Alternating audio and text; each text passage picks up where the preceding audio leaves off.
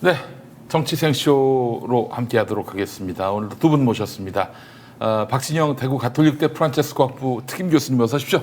네, 전이에요? 예, 현재는 다른 학교로 옮겼습니다. 어디로? 박진영입니다. 어디로? 네, 나중에 말씀드리겠습니다. 뭐 나중에 말씀드려 뭐 숙명여대 개공 교수. 숙명여대. 숙명여대로 갔습니까? 네. 아이고 이제 대구 가실 일이 없군요. 대구 가기 너무 힘들어가지고. 아니 근데 우리 저 대단하셔 박진영 교수님. 그러게요. 그냥 마음만 먹으면은 아닙니다.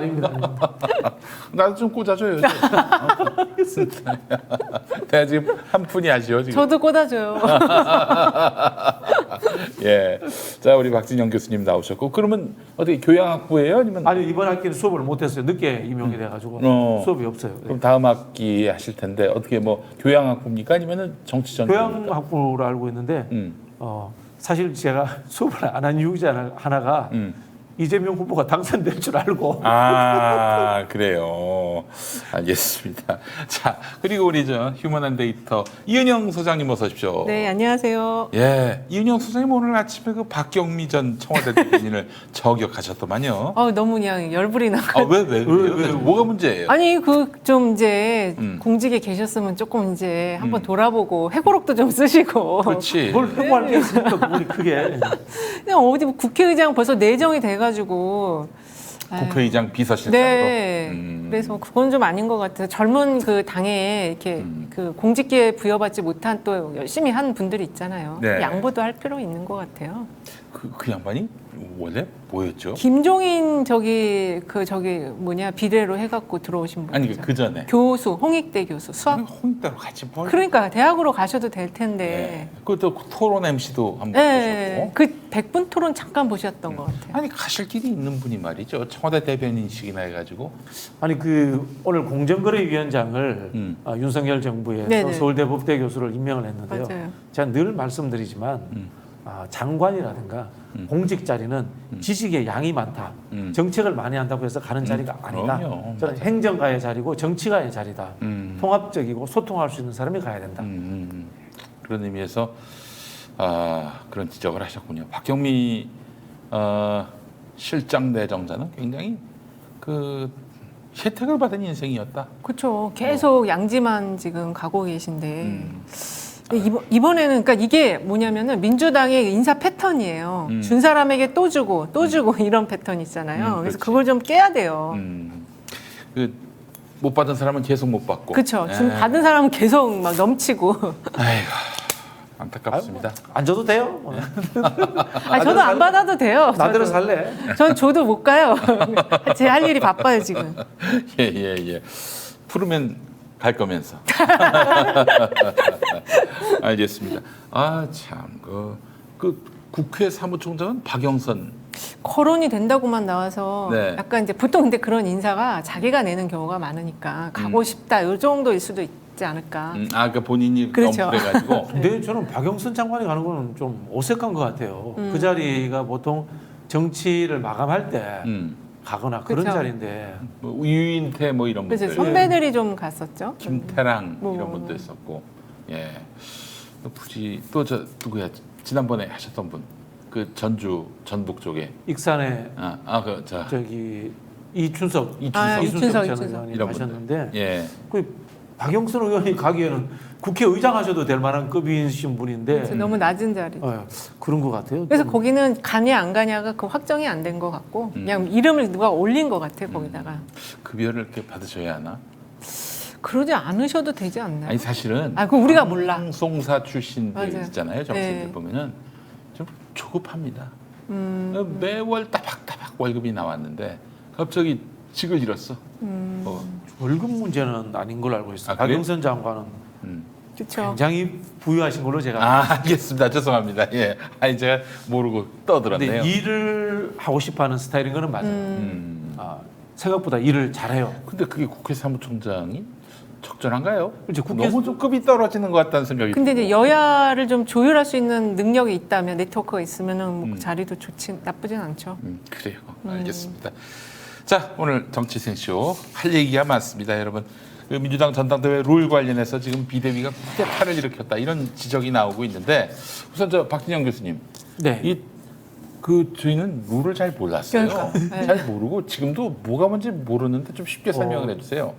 어려운 룰은 나쁜 룰입니다. 아 그렇죠. 예. 제가 늘 이야기하지만 룰에 3대 조건이 있습니다. 이건 제 이야기가 아니고 미국 정치학 교과서에 나오는 이야기입니다. 미국이 왜냐하면 우리보다 훨씬 오랫동안 민주적으로 당내 선거 이런 걸 해왔기 때문에 그런 세 가지 원칙이 있는데요. 3S입니다. 3S. 3S. 예, 3S 이상한 걸로 생각하지 마시고요. 심플. 바로 알아들으셨네요. 쇼트. 아닌가요? 스포츠, 섹스, 뭐 스크린 이거 하려는 거 아니에요? 아니 쇼트. 짧게. 쇼트는 아니고. 그리고 심플, 심플. 심볼, 심볼. 세이프티, 안전. 안전한 것. 안전한 거. 거. 심플은 간단해야 된다. 네. 자, 심볼은 뭔가를 상징하고 있어야 된다. 이게 당원 민주주의인지 아니면은 지지자 외부의 여론을 받아들이겠다는 뜻인지 어떤 이 룰이 상징하는 게 있어야 된다는 거예요. 예. 세이프티는 당연한 겁니다. 안전해야 된다는 거예요. 예. 하다가 오차가 나거나 사고가 날 가능성이 존재하지 않아야 된다. 네. 이야기인데 제가 봤을 때 이 세 가지 룰에 다 어긋납니다. 일단 복잡해서 이해가 안 됩니다. 그렇죠. 그렇죠. 몰라요. 예. 그리고 이제 심볼이라는 부분에서 애초에 우리 안규백 위원장이 이야기했던 여론조사 30%를 네. 넣는 건 나름대로 의미가 있었다고 네, 봐요. 네, 그건 좋죠. 국민 여론을 반영하겠다. 지지자 정당으로서의 입장도 가지겠다는 뜻에서 의미가 있었다고 봅니다. 그런데 그걸 비대해서 삭제해 버렸어요. 그게 더 문제가 되는 거고. 그 다음에 더 어처구니가 없는 거. 네. 특정 지역의 당원들은 대표성. 지역 대표성하게 한 표를 줄 수 네, 있도록 네. 한다. 이거는 제가 봤을 때는 웬만해서는요, 이 헌법재판소든지 선관위가 당내 경선에 개입하지 않거든요. 예. 근데 이거는 행정소송해도 어. 여차하면은 이 정지가 나올 가능성이 근데 있습니다. 이제 명분은 그런 거 아니에요? 한마디로 얘기해서 뽑히면 다 수도권의 그쵸. 최고위원 이렇게 나오니까 지역 안배를 출신 하겠다. 최고위원도 나오게 하자 뭐 이런 취지인데. 그러니까 이거 자체가 정말 나쁜 사고를 갖고 있는 게 그게 이 뽑히는 사람 사고, 예. 지도자 사고를 갖고 있는 거예요. 뽑는 사람의 선택권이 침해받지 않습니까? 예. 그건 뭡니까? 그러면 국민들이 자 경상도에 전두환 나오고 네. 전라도에 노태우 나온다. 그럼 둘 중에 하나 무조건 뽑아야 됩니까? 옛날식으로 이야기하면 아니지. 안 되잖아요. 예. 국민들의 선택권을 침해했기 때문에 금방 제가 말씀드린 것처럼 법률적으로도 문제가 될 수 있는 요소를 가지고 있다. 예. 이야기를 드리는 거예요. 선택권을 넓혀준 것 같은 느낌도 드는데. 음. 근데 지금 이게 문제가 전준위에서 이 지역 대표성 하는 거를 반발해서 안규백 의원이 사임을 했잖아요. 네. 그게 더 이해가 안 되는 거예요, 지금. 비대위가 이걸 주장한 거잖아요. 네. 아니 그리고 또 뭐 지역 출신 그 지역구가 이제 비수도권인 영남이나 인사가 뭐, 최고위원 되기 어렵다. 그건 낭설입니다. 당장 저 3기 지도부 때만 보더라도 양양자, 호남. 양양자가 들어갔습니다. 네. 그리고 또 박범계도 들어갔구만 보니까 박범계도 대전 아닙니까? 대전. 네. 예? 김춘진도 들어갔구만. 네. 전북. 예. 네. 그리고 당 대표가 끝나고 난 뒤에 지명직 최고위원 2명을 임명할 수 있지 않습니까? 그렇죠. 예전에 지역 안배를 하지 않았어요? 그게 늘 이제 지역 안배로서 영남권 출신들을 지목을 해줬습니다. 아니 그뭐 또 앞서서도 뭐 민홍철도 있었고, 이건 이제 비상대책위원이었구나. 김종민도 있었네. 김종민도 있었고. 김종민도 됐었죠. 예. 또 지역 단체장 출신으로서 네. 염태영도 되고. 예, 양양자도 있었어. 네, 영양제도 2020년에. 자력으로 들어왔습니다. 예.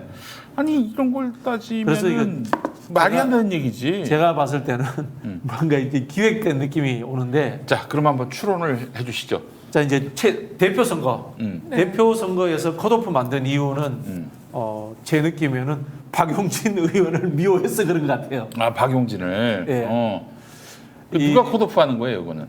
중앙위원회에서 중앙위원. 컷오프하잖아요. 중앙위원회에서 컷오프를 하는데 박용진 의원이 지금 여론조사 30%를 해놓으면 여론조사가 잘 나와요. 그렇죠. 그렇지. 그러다 보니까 박용진 의원이 컷오프되는 상황으로 내몰린 거죠. 그런 상황이 저는 당대표 이 컷오프에는 작동된 것 같고요. 그다음 최고위원으로 내려가면은 손해볼 사람 정청래, 최민희, 뭐 정봉주 의원 나오는지 모르겠습니다. 정봉주, 장경태, 뭐 이런 사람들 네. 당의 인지도는 높으나 당원들에게 예, 그러나 이 대의원이라든가 조직이 없는 사람들 네. 이런 사람들이 이제 불리해져 버린 거죠. 그럼 상대적으로 이익 보는 사람은 누구냐? 뭐 생각해 보시면은 바로 답이 나올 겁니다. 네. 이익 보는 사람은 이익 보는 사람은 조직이 있는 사람, 조직이 있는 조직이 있는 사람? 계보가 있는 사람. 전국위원회에서 이제 전국위원회는 어떻게 구성되어 있습니까? 국회의원, 국회의원, 지역위원장, 시장, 군수, 구청장, 네. 그다음에 시도의회의장, 기초의회의장, 그다음에 추천해서 되는 사람이 한 상무위원들. 150에서 한 200명 정도 됩니다. 그러니까 이것도 문제가 되는 게요. 네. 중앙위원회 문제를 제가 왜 짚냐면은 중앙위원회에 구성된 사람들이 네. 정통성이 균등하지가 않아요. 예를 들자면 국회의원은 국민이 뽑잖아요. 네. 지역위원장은 당원이 뽑잖아요. 네. 시장, 군수, 구청장은 지역에서 뽑잖아요. 그럼 추천된 사람은 대표성이 없잖아요. 그런 사람들이 구성되어 있기 때문에 이 중앙위원회의 대표성에 대해서 문제를 제기하는 겁니다. 네. 이런 사람들이 흔히 하는 말로 당원들의 피선거권을 위임받아가지고 본인들이 행사해 버리잖아요. 그렇기 때문에 문제가 되는 거예요. 네. 사실은 국민의힘 룰보다도 훨씬 못한 거예요. 아, 국민의힘은 컷오프는 50대 50, 여론조사 50, 당원 여론조사 50, 네. 본선은 당원 투표 70, 국민 여론조사 30. 자, 그런데 왜 이런 룰을 만들었을까요? 이거 룰 만든 사람이 그 비대위원 중에 뭐 할 만한 사람이 그러니까 비대위원이 우상호밖에 없다는 얘기가 있던데. 네? 이제 뭐 저기 다른 분들이 룰 자체를 이해 못했을 가능성이 많죠. 네. 이런 룰이 어떤 식으로 작동하는가 이게 그게 제가 보기에는 앞에서도 말씀드린 것처럼 누군가는 제외되고 누군가는 들어오고 하는 거기에 대한 이해도가 있었던 것 같아요. 기획한 그럼 사람. 우상호밖에 없네. 그 제가 우상호밖에 없지 뭐 사실 그 그쵸. 메커니즘을 잘하는 사람은 우상호밖에 없어요 그 안에. 저도 알고 있는데. 예. 근데 이게 왜냐면은 이 전대로를 만들 때 이게 비대위원회에서는 없잖아. 그렇죠. 비대위원. 온라인- 비대위원 아니잖아요. 예. 온라인에서 이게 구현이 가능한지까지 검토를 같이 하면서 이거를 설계를 해야 되거든요. 그래서 그거를 가장 잘 할 수 있는 거는 우상원 현재 비대위원장일 수는 있다. 아마 정청래 의원이 이거 아마 반격할 거라고 봐요 제대로. 청래 형이 룰 잘 알아요. 그러니까 잘 아니까 그 발표가 나자마자 반대다 이렇게 먼저 선빵을 날린 거예요. 요걸 잘 아는 사람이 정청래 의원하고 장경태 의원. 청래 의원은 옛날에 2007년도 대선 룰 저하고 같이 짜면서 저하고 엄청나게 다퉜던 기억도 있고. 아니 그러니까 장경태 의원도 이런 거 많이 알아요. 이 지금 비대위하고 전준위에서 한 이제 정리된 안이 정확하게 뭔가요? 이게 핵심이 찝는다면 일단은 그 국민 저기 55대 45는 그대로 유지 바꾸지 않았나요? 네? 그러니까는 그 국민 투표의 비율을 늘렸죠. 30%로. 국민 여론조사. 네, 여론조사. 여론조사를 이제 본선에는 늘렸죠. 본선에서는 늘렸고 늘렸는데 컷오프에서는 컷오프 때는 그대로 도입 안규백 의원이 도입하자고 했는데 그대로 중앙위원 투표 100%로 해버린 거죠. 그러면은 중앙위원회가 어쨌든 컷오프를 3인만 남기게 하는 거는 확정. 그렇죠. 그다음에 그 지역 최고위원 만드는 거는 본선에서 네. 자기 권역에 2+1에서 한 표를 더 행사할 수 있도록 해주잖아요. 한 사람 1인 2표제인데 하나는 이제 당대표 하나는 내가 찍고 싶은 사람 찍고 하나는 지역에서 네. 나온 사람 중에 하나를 찍어라. 근데 지역에서 안 나오는 경우 막 질문이 막 나오더라고요. 그러니까 이거 룰 자체가 거의 뭐 현재 누가 나오는지 보고 아이디어 차원에서 만들어내는 수준이에요. 그러니까 아직 이게 확정된 게 아니군요. 확정된 건 아니죠. 이게 당 대표와 지도부를 선출하는 룰은 당헌에 해당됩니다. 당헌에 해당되기 때문에 네. 중앙위원회를 통과해야 됩니다. 네. 당무위원회와 그렇죠. 중앙위원회를 통과해야 됩니다. 중앙위하고 당무위 통과해야 돼. 중앙위원회 통과 가능성 얼마나? 저는 당무위원회부터 이거 걸릴 거라고 봐요. 통과 못할 거라고 봐요. 이게 룰 자체가 너무 비합리적인 룰이기 때문에 네. 그리고 앞에서도 말씀드린 것처럼 투표권의 선택의 제한이잖아요. 선택에 제한하는 거기 때문에 이 법률적인 요소도 있기 때문에 제가 보기에는 당무위원회 통과 못할 것 같아요. 그래서 이렇게 해서 지금 이 설계의 목표가 그러면 정청래나 이렇게 그 당원들한테 인기 있는 사람을 떨어뜨리는 건가요? 뭐 저는 그렇게 해석했습니다. 그래요. 알겠습니다.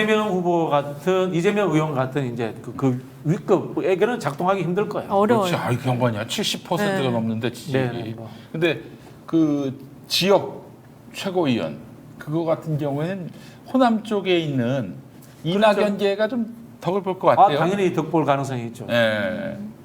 거기 지금 나오려는 사람이 뭐 김승남, 그리고 송갑석 얘기하지만요. 김승남, 송갑석. 예.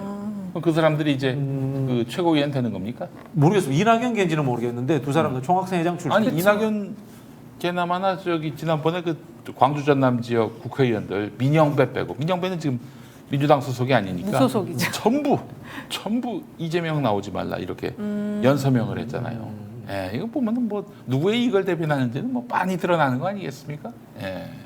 지금 최고위원이 5명 뽑게 돼 있는 거죠? 네, 네, 네. 아, 그러면 당대표 컷오프는 3명. 3명.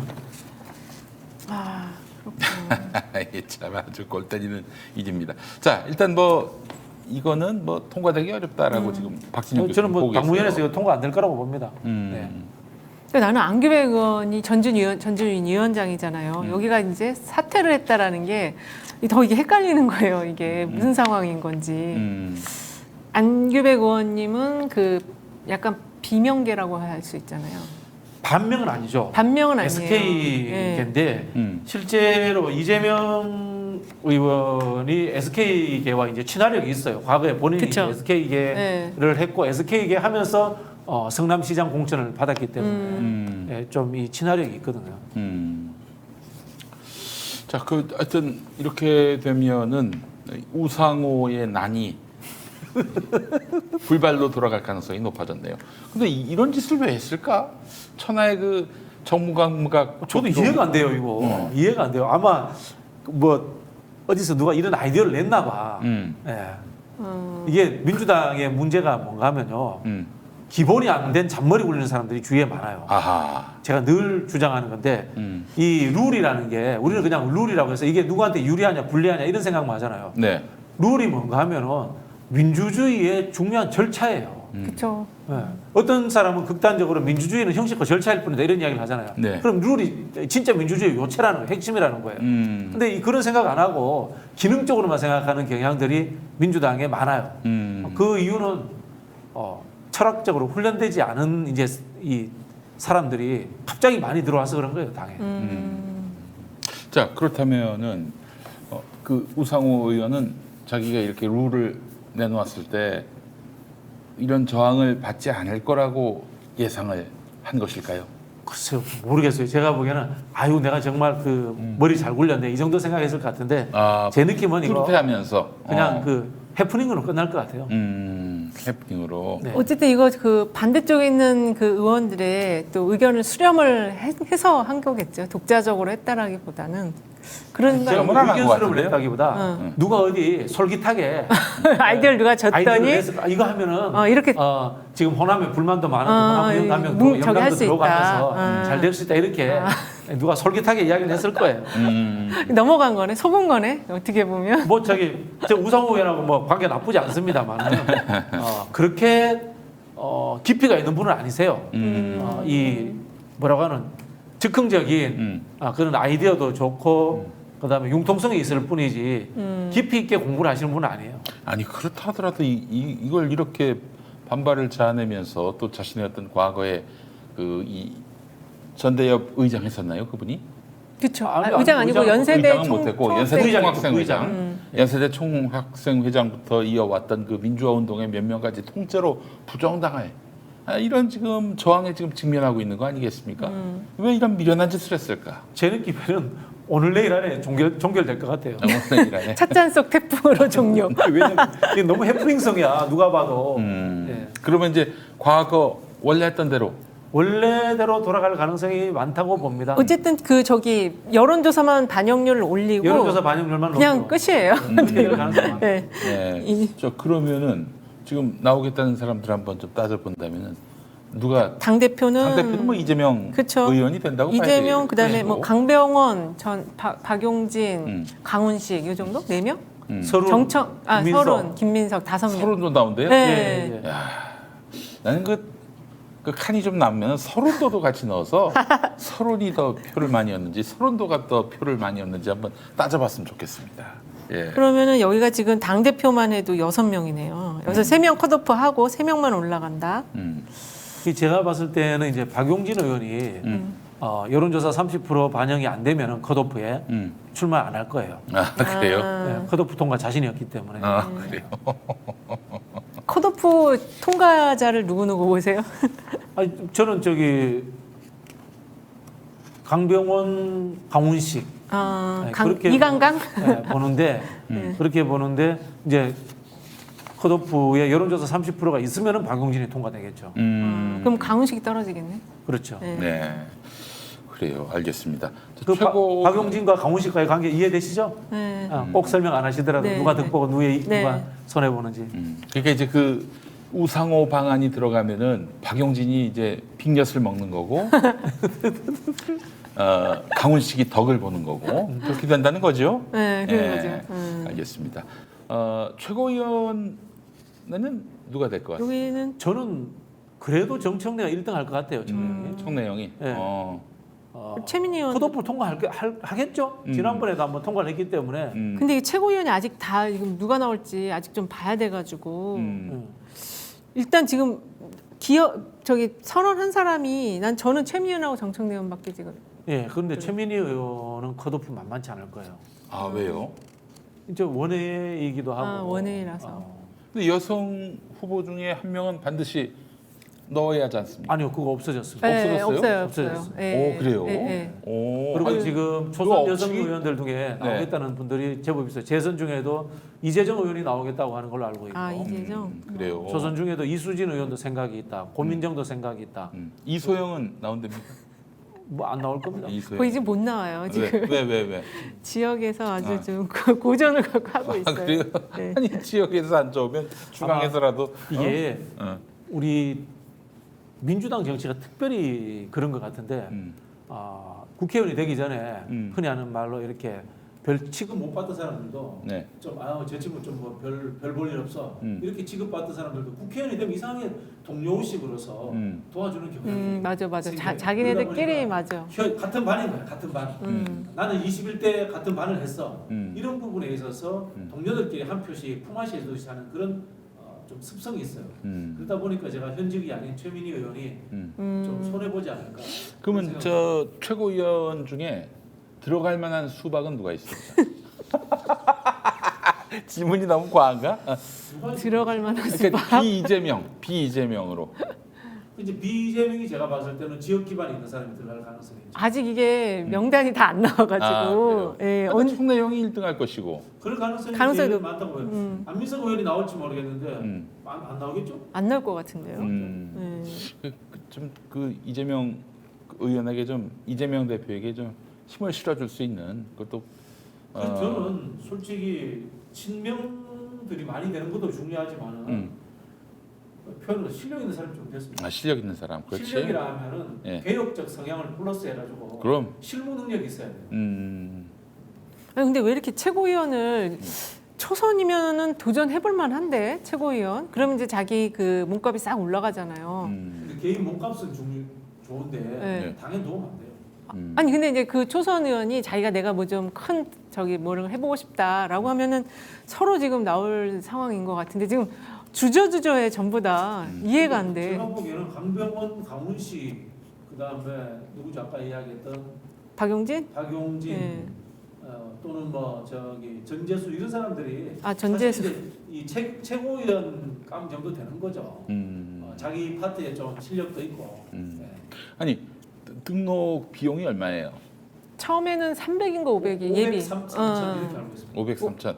그러니까 컷오프 통과하면은 500. 어, 컷오프 500, 본선에 3,000. 아 본선은 8천이에요. 8,000 이요? 네, 최고위원이 3천이고. 최고위원이 3,000, 네.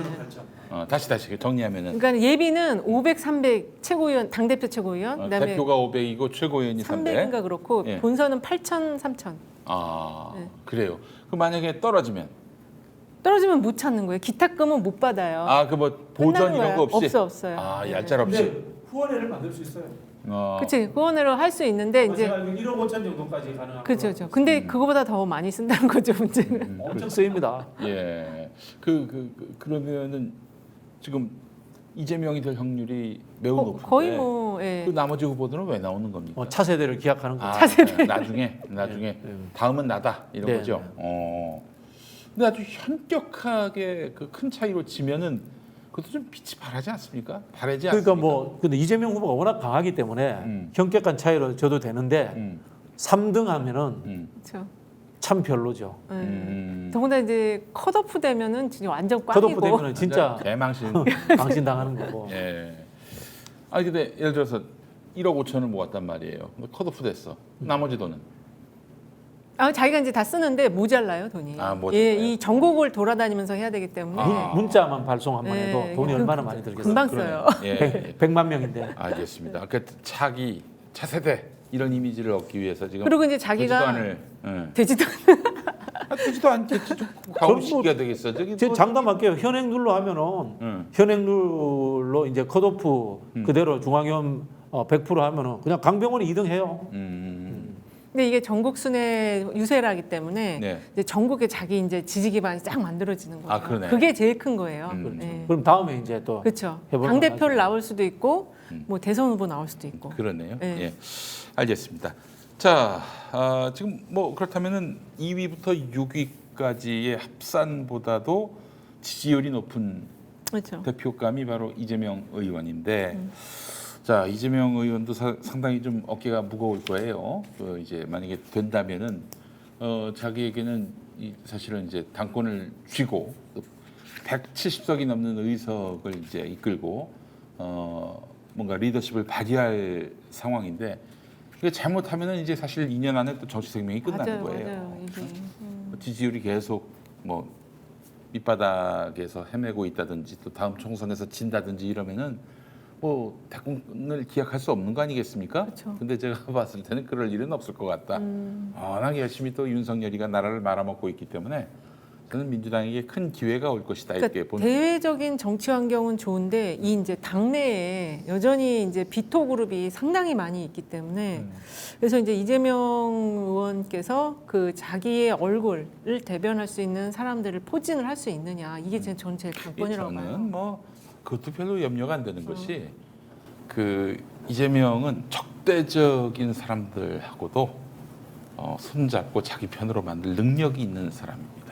제가 연구를 해봤는데 경기도 16년 만에 처음으로 이제 그 민주당이 집권을 했단 말이죠. 네, 들어가서 네. 그 개혁의 동반자로 만들어 버렸어요. 경기도 공직자들을. 그렇기 때문에 민주당 안에서 그렇잖아요. 이재명이 나한테 살갑게 대하고 또 이 사람이 아무래도 다음 대통령이 될 것 같다. 어느 누가 적대를 하겠습니까? 응? 아니 근데 지금 강훈식 의원 같은 경우 보면은 이재명 의원의 거의 지금 전략을 맡았었잖아요 대선 때. 근데 이재명 의원님을 약간 디스하면서 지금 출마 선언을 했거든요. 강훈식이 뭐야? 강훈식이 뭐 대단하다고 이렇게 대단하지 않습니다. 제가 봤을 때 강병원도 마찬가지고 하스피톨 강, 하스피톨 강도 그렇고 저 강훈식도 그렇고 내가 봤을 때는 뭐 그냥 야, 별거 잘 아닙니다. 짓는다. 예, 아스피톨강. 예. 그러거나 말거나 뭐 저기 그 친구들도 장래를 위해서는 이재명이 잘 되는 게 좋지 않습니까? 그 저기 강훈식 의원은 저는 좀 판단을 좀 더 해봐야 될 거라고 생각이 드는 게 강병원 의원은 뭐 대놓고 이재명 의원을 비판할 겁니다. 비판 다 할 그 겁니다. 근데 페북에도 글을 올렸어요. 본인이 그렇게 정치적 입장을 이제까지 가져왔고 그렇기 때문에 거기에 대해서 자기 스스로 뭐 꿀릴 일이 없어요. 친낙인가요? 친문이죠. 친문이죠, 친문이죠. 친낙은 안 했던 것 같은데 그런 상황이기 때문에 그걸 통해 가지고 흔히 하는 말로 이제는 이제 비주류가 된 세력들을 자기가 수장이 되겠다 이런 역할로 갈 것 같은데 강훈식 의원은 애매할 거예요. 대놓고 이재명 후보를 비판하기도 그렇고 그렇다고 편들기도 그렇고 그리고 양자구도에서 입장이 모호한 상황이 돼가지고 3등으로 밀려났을 때 네. 그렇죠.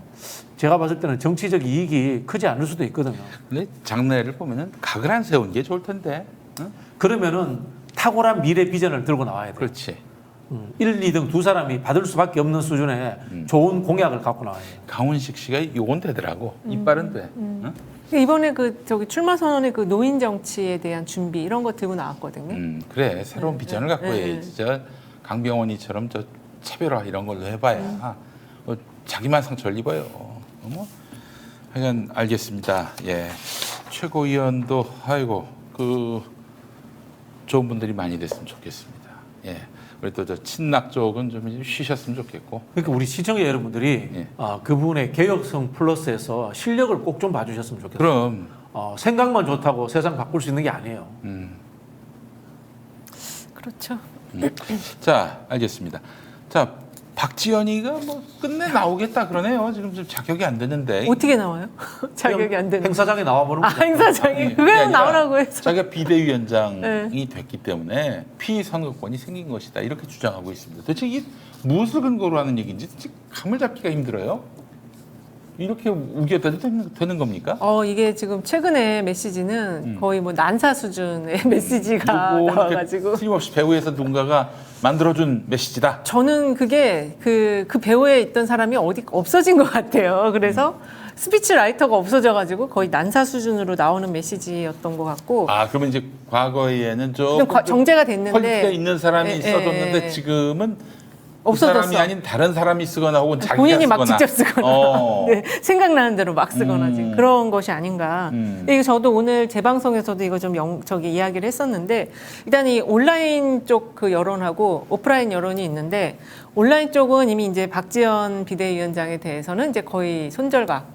예, 이제 거의 이제 다 어떤 그 적인지를 다 확인을 한 거고. 근데 오프라인 쪽은 아직은 그 박지원 비대위원장의 문제가 뭔지를 좀 아직은 잘 정확하게 파악하지 못하는 분위기. 그래서 이게 이제 자칫 잘못하면은 또 청년을 쓰다 버린다. 이런 지금 박지원 비대위원장이 얘기하는 그 프레임에 또 많은 사람들이 넘어갈 수가 있거든요. 아니 쓰다 보니나 마나 자격이 안 돼서 당대표 못 나가는데 왜 그걸 갖고. 그렇죠.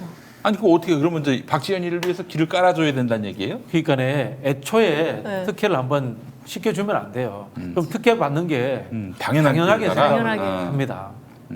아니 그리고 이게 이해가 안 되는 게 본인이 당대표 나올 거면은 당대표 나올 수 있는 조건이라는 게 있잖아요. 대통령도 대통령 나올 수 있는 피선거권의 조건이 있잖아요. 아니 우리 저 박지원이 그런 얘기도 했으면 좋겠어요.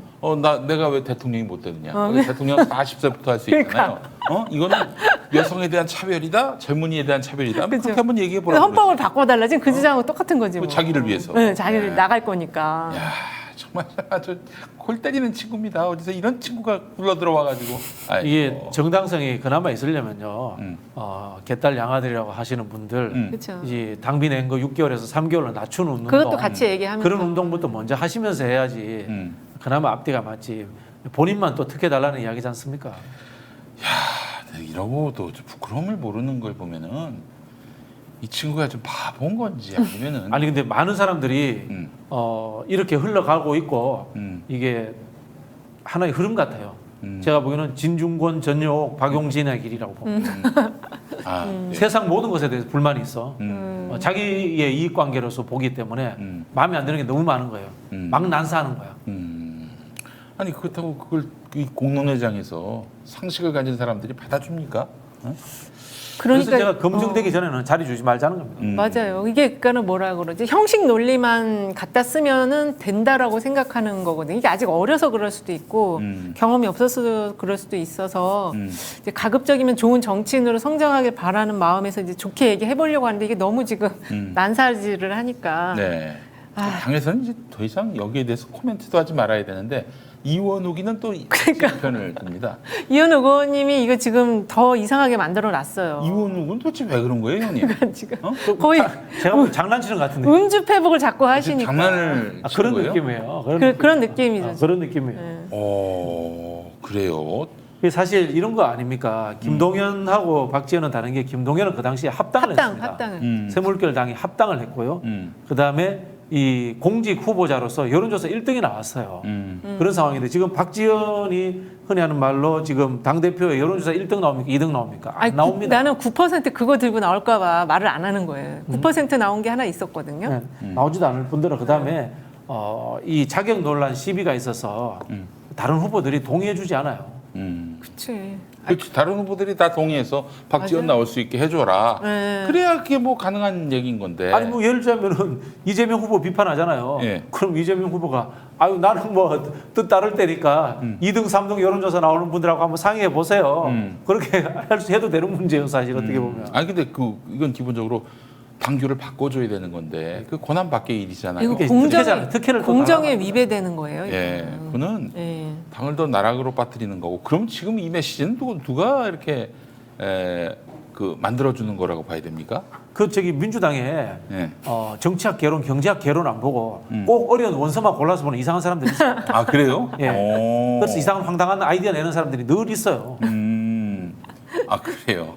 그런 사람들 불러다가 대선 평가 토론회 할 때 예. 뭐 하면은 그런 이상한 사람들 헛소리 하잖아요. 젖잘싸 막 이런 이상한 용어 만들어가지고 아니 이번에 그 민주연구원에서 네. 지방선거 진 거 그거는 박지원 말을 안 들어서 그런 거다라는 식의 내용이 담겨 있어요. 그래가지고 저도 그거 네. 다시 보고서 비판할 건 다시 저도 좀 뭘 올려야 되겠다. 그러니까는 분석을 했는데 결과가 이상하게 지금 나갔더라고요. 네. 민주연구원께. 네. 근데 어떻게 그 누가 한 거예요, 이게 대체? 거기 박혁 연구위원이라고 정치 파트 담당하는 연구위원님이 계시거든요. 네. 그분이 이제 대표 집필했다고는 하는데 음. 아마 이제 그것도 좀 여러 가지 수렴을 해가지고 했겠죠. 민주연구원은 구성 방식과 운영 방식 싸그리 엎어야 됩니다. 거기야말로 그래요? 진짜 개혁 대상이에요. 아 왜 그래요? 민주연구원은 연구하면 안 됩니다. 당 연구원은 연구하는 데가 아닌 데고요. 코디네이터 하는 데고 세일즈 하는 데예요. 네. 본인들이 똑똑한 사람들 쫙 주위에 폭넓게 포진시켜가지고 그 사람들 의견 받아서 정리하고 해야지 직접 만드는 개인의 의견이 뭐 얼마나 똑똑하겠습니까? 똑똑해봐야. 그러니까 여기가 지금 그 당내 보면은 전략위원회가 있어요. 전략위원회하고 정책위원회하고 요 사이에 중간에 어중간한 위치를 가지고 있으면서 그러니까 현실에 어떤 접목된 현실과 아주 밀착된 그런 어떤 아젠다 세팅을 한다기보다는 그냥 루틴한 그런 그러니까 그냥 대기업 연구소에서의 문제 제기 정도 수준. 그러니까 이제 지금 야당이 됐으니까 이제 좀 완전히 좀 그 시각을 바꿔가지고 그렇지. 정말 새로운 아젠다를 계속 생산해내는 그런 곳으로 탈바꿈을 해야 돼요. 그 요즘은 다릅니다만 예전에 미국의 싱크탱크 같은 경우는 박사학위 소지자들을 뽑지 않았어요. 아카데믹해진다고. 그 미국의 싱크탱크의 핵심이 뭔가 하면요. 학교와 그다음에 기업과 정부와 시민사회를 연결하는 거예요. 로비스트 구조인 거예요. 자기들이 아이디어 내는 게 아니고 네. 아이디어를 판매하고 네. 매매를 거래를 붙여주고 세일즈하게 하는 곳이에요. 정당연구소는 그런 기능을 해야 되는데 지금 거기 있는 박사 몇 명 되겠습니까? 많아야 꽤 많아요. 그래도. 15명, 20명 네, 아니겠습니까? 그 정도 이제. 그걸로 어떻게 대한민국 전체 일을 한단 말입니까? 그러니까 이게 그 연구소, 그러니까 기업 연구소나 정부 연구소의 그 정도의 아젠다 세팅은 또 안 되고 그렇다고 또 완전히 또 이 박사급들이기 때문에 이 또 나름의 또 주장하는 바들이 있는데 그게 현실과 이렇게 딱 밀착되어 있지도 않고 약간 어중간한 그런 위치에 있어요. 예, 제가 그 열린연구원 네. 설립 기획자 아닙니까? 원래 우리가 할 때는 이렇게 열린우리당. 열린우리당 때 그때 네. 법적으로 연구원 생기면서 제가 그 당시 연구원 만드는 거에 참여했는데 정치 엘리트 양성 교육하고 그 다음에 이 정책 세일즈를 하겠다. 그렇게 해서 시작을 했는데 어느 순간에 이제 참 이게 동전의 양면인데 정년이 보장되면서 그렇죠. 일하는 방식이 사람들이 약간 좀 일하는 방식이 본인이 관료화- 앉아서 연구하고 공부하는 그렇죠. 형태로 바뀌어버린 거죠. 관료화돼 있는데 어쨌든 여기 또 계신 박사님들도 굉장히 노력은 많이 하시는 건 아는데 이번 대선에서의 그 역할을 보면은 좀 개혁이 필요하다. 아니 어떻게 박지원이 말을 안 들어서 선거에서 졌다는 연구 결과가 나와요? 그 이제 신문 스크랩에서 정리하면 그렇게 나옵니다. 아 그래요? 그렇게 하는 거예요. 아마 이렇게 그 수준이. 박지원 위원장이 얘기한 5대 쇄신을 좀 받아들였어야 된다라는 게 언론에서 이제 좀 헤드라인이 좀 그렇게 나간 것 같고. 근데 5대 쇄신은 박지원 비대위원장이 말하기 이전에 이미 다 당에 좀 그런 공론이 형성되어 있었어요. 나는 5대 세신이 뭔지도 기억 안 나는데요. 뭐 청년의 말을 듣고 뭐 이런 거 있잖아요. 아, 일반적인 제가 거. 그 글을 읽고 글 좀 잘 썼으면 좋겠다 싶었는데 뭐 내로남불 하지 말고 예. 뭐 이런 거 형용사가 많은 글은 그 행정적이나 정치적 글쓰기로는 맞지 않죠. 그거 맞지 않는 아니, 글쓰기. 그건 보고서용이 아니에요. 왜 형용사가 보고서에 들어가? 네. 그리고 보니까 4개는 행태고 하나는 정책이더라고. 행태와 정책도 구별 못 하고 있는데. 아유 한심합니다 진짜. 자 박지원은 뭐 그냥 뭐라 떠들고 그냥 내버려 둬야 됩니까? 얘 아마 저기 접수하다가 접수 빠꾸 맞는 그 퍼포먼스도 할 것 같은데 보니까. 접수 빠꾸면 아마 이거는 우리가 관심을 꺼야 될 것 같아요. 그렇죠. 네. 자꾸 거론하는 순간 이 박지원 프레임에 말려든다. 그렇죠. 네. 그저 박지원 배후에서 지금 막 지도하는 사람들 뭐 지금 싱크탱크가 되고 있는 사람은 아까 파악하셨어요. 아까 파악했어요. 저 예. 박지원 말을 안 그 했으면 저기 그 싱크탱크는 뭐 가라앉는 탱크. 싱크 가라앉는 탱크. 아 근데 그러면 그 사람 박지원 배후에 있다는 그 사람들은 어때요? 좀 성격을 좀 소개해 주시면. 뭐 저 개인적으로는 잘 모르고요. 약간 좀 극자 아니에요 혹시? 아니 제가 앞에서 말씀드렸잖아요. 저기 정치학 결혼, 경제학 결혼, 뭐 사회학 결혼책 안 읽고 원서 들고 사는 사람들 있잖아요. 아 실물 그 정치는 전혀 모르고, 모르고. 현장 정치는 모르고 이상주의자들. 이상주의만 따르는 아 그래요.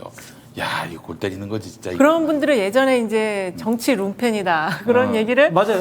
이렇게 했었는데 지금 그분들이 딱 그분들이라는 얘기는 예를 아니고. 들자면 실명 네. 검명하자면 김대호 같은 분들 옛날에. 김대호 저 넘어간 사람. 네, 김대호 그다음 무슨 뭐 직접민주주의 운동본부 이런 거 하는 사람들 있어요. 네. 그리고 기본은 안 돼 있는데 자꾸 아이디어를 갖고 와. 보병제 하자 그러고 있지 않습니까? 네. 그런 거 갖고 오는 사람들 있어요. 예.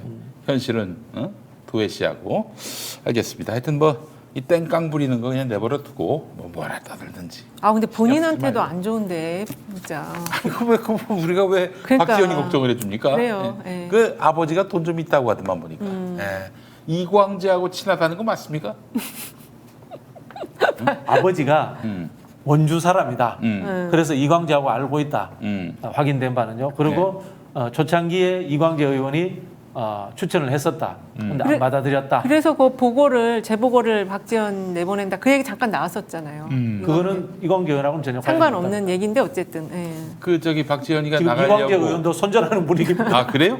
이광재도 지금 박지원 손절하고 있습니까? 아니, 나 잘 별로 안 친하대. 아 처음엔 좀 뭐 도와주거나 그랬겠지. 근데 이제 하는 꼬라지가 이건 도대체 쉴드를 쳐줄 수가 없는 단계까지 갔으니까 아마 틀림없이 당내 페미 의원들도 박지원하고 선을 그었을 거예요. 그렇죠. 이제 점점 그거 그럼 페미들이 다 몰락하게 생겼거든. 얘 때문에. 아마 연관 그럴걸요? 검색어 나오면은 굉장히 괴로우니까 손절. 그래요. 참. 그래서 우리 저 독불 장군 돈키호테, 돈키호테가 돼버린 잔다르크가 아니라 돈키호테가 돼버린 우리 박지원입니다. 아이고 참 정치를 하고 싶은 마음이 꽤 있어 보이고. 저는 정치보다는 방송을 하고 싶어하는 게 아닌가. 아 박지원이가 네. 말도 못하는데. 걔가 어디 나와서 토론하는 거 봤어요? 그건 못 봤어요. 토론 못해. 아. 예.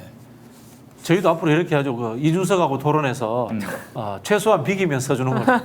그렇지. 예. 자, 알겠습니다. 자, 그 윤석열 지지율 한번 좀 분석해봤으면 좋겠습니다. 이은영. 예. 네. 지금 문제는 이제 그 지지율이 거의 40% 초반대라는 거예요. 근데 이제 이 윤석열 지지율을 보려면 그 선거 때 윤석열 후보 당시의 지지율을 봐야 되는데 그때도 윤석열 후보 지지율 특징이 핵심 지지층이 없어가지고 이게 그 등락폭이 되게 컸었거든요. 그렇죠. 예, 그게 이제 대통령이 되고 나서 보수층이 이제 그래도 좀 대통령이 됐으니까 힘을 모아줘 보자 했는데 이게 지금 초반에 이렇게 40% 초반으로 빠져버리니까 그리고 윤석열 후보가 대통령 될 때에 그 아주 결정적인 포인트가 뭐냐면 20, 30대 특히 30대 초반 일부가 윤석열로 돌아갔었다는 네, 거예요. 그렇죠. 근데 지금 그 층이 다시 돌아섰다. 그래서 이게 지금 최근에 이제 40% 초반까지 오는 이 지지율에 대해서는 TK나 그다음에 70대 이상 고연령층이나 이렇게 보수층에서 빠졌는데 지금 요 타이밍에서 한 번 더 빠지는 게 어디냐라면 20, 30대 이 윤석열로 갔었던 그 층이 여기서 한 번 더 빠져주면 30%대로 간다는 거죠. 저는 참 너무 안타깝습니다. 네. 제가 사실 2030 세대 특히 남성들의 불만 너무 잘 알지요. 제가 또 여기서 얼마나 대변을 했습니까? 그렇죠. 예. 근데 그래도 그렇지 어떻게 해? 어? 아니 그때 30 똥을 몰라봅니까 똥을? 그러니까 그때 30대로가 넘어간 거는 부동산 문제가 컸었어요. 아니 부동산 문제가 심각하면은 그러면은 아니 더 심각하게 할 후보를 택하면 안 되지 않습니까? 그렇죠. 어? 저는 그 투표한 국민 책임제 이런 것도 있었는데 아 그래요? 그 저기 국민 소환제. 아니 반성하는 분들이 네. 예. 이제 보십시오. 제가 참 이런 말은 안 하는데 뭐 윤석열이가 정치를 너무 못해가지고 다음에는 민주당이 덕볼 것이다. 아마 제 말이 맞을걸요? 그렇죠. 마치 저 문재인 정부에 대한 불만을 그렇죠. 국민이 똑같이 투표로 했듯이 미러링이 윤석열이가 되는 거죠. 뭐 정치를 잘할 것 같고 또 뭐 민생 잘 챙길 것 같아서 찍었겠어요? 이 문재인 정부 연맥이려고 찍은 거 아니에요. 그런 상황이 올 것이다라고 저는 생각을 하는데 저는 2030 우리 남성 유권자분들 윤석열을 찍은 남성 유권자분들께 정말 이런 얘기를 하고 싶었습니다. 예. 아니 똥은요 보기만 해도 알지 않습니까? 냄새만 맡아도 알지 않아요?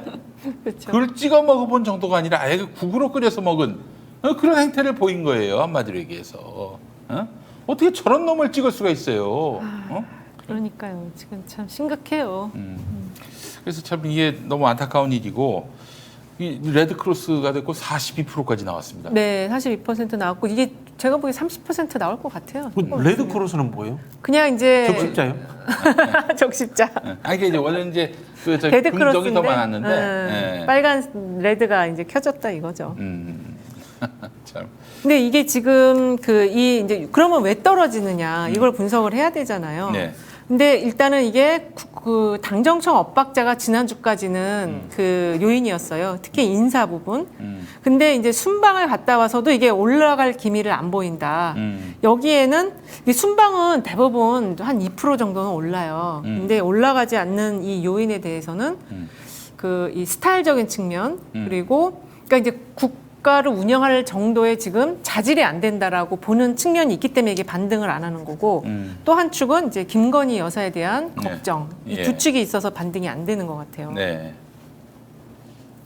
아 그래요. 네. 일단 그래서 지금 지지율은 42%고 네. 이미 이제 그 ARS에서는 선지표로서 레드크로스가 나왔고 전화면접 조사들은 아직 레드크로스는 안 나왔는데 네. 다음 주나 다다음 정도면은 나올 가능성이 높다. 이게 왜 그러냐면 경제 지표가 너무 안 좋거든요. 예, 그래서 그 지금 정부의 메시지들이 안 좋아요. 그 뭐 급여 임금 인상하지 말라라는 거 이런 메시지가 나온다는 게 이해가 안 되는 상황이거든요. 네, 네, 네. 그래서 경제 상황이 안 좋기 때문에 30% 갈 가능성이 높다. 아하, 예. 제가 보기에는 박근혜 정부와 비교해도 낙제점 수준인 아니, 역대 최악의 정부입니다. 역대 최악의 정부. 팔아요. 역대 최악의 정부. 박근혜 정부도 초창기에는 뭘 좀 하려고 했잖아요. 그렇죠. 하다못해 국정 목표도 있었는데 뭐 경제 민주화 이런 것도 있었는데 이 정부는 뭘 하려는 정부인지 모르겠어요. 그렇죠. 그냥 그래서 그 부부가 즐기는 정부예요.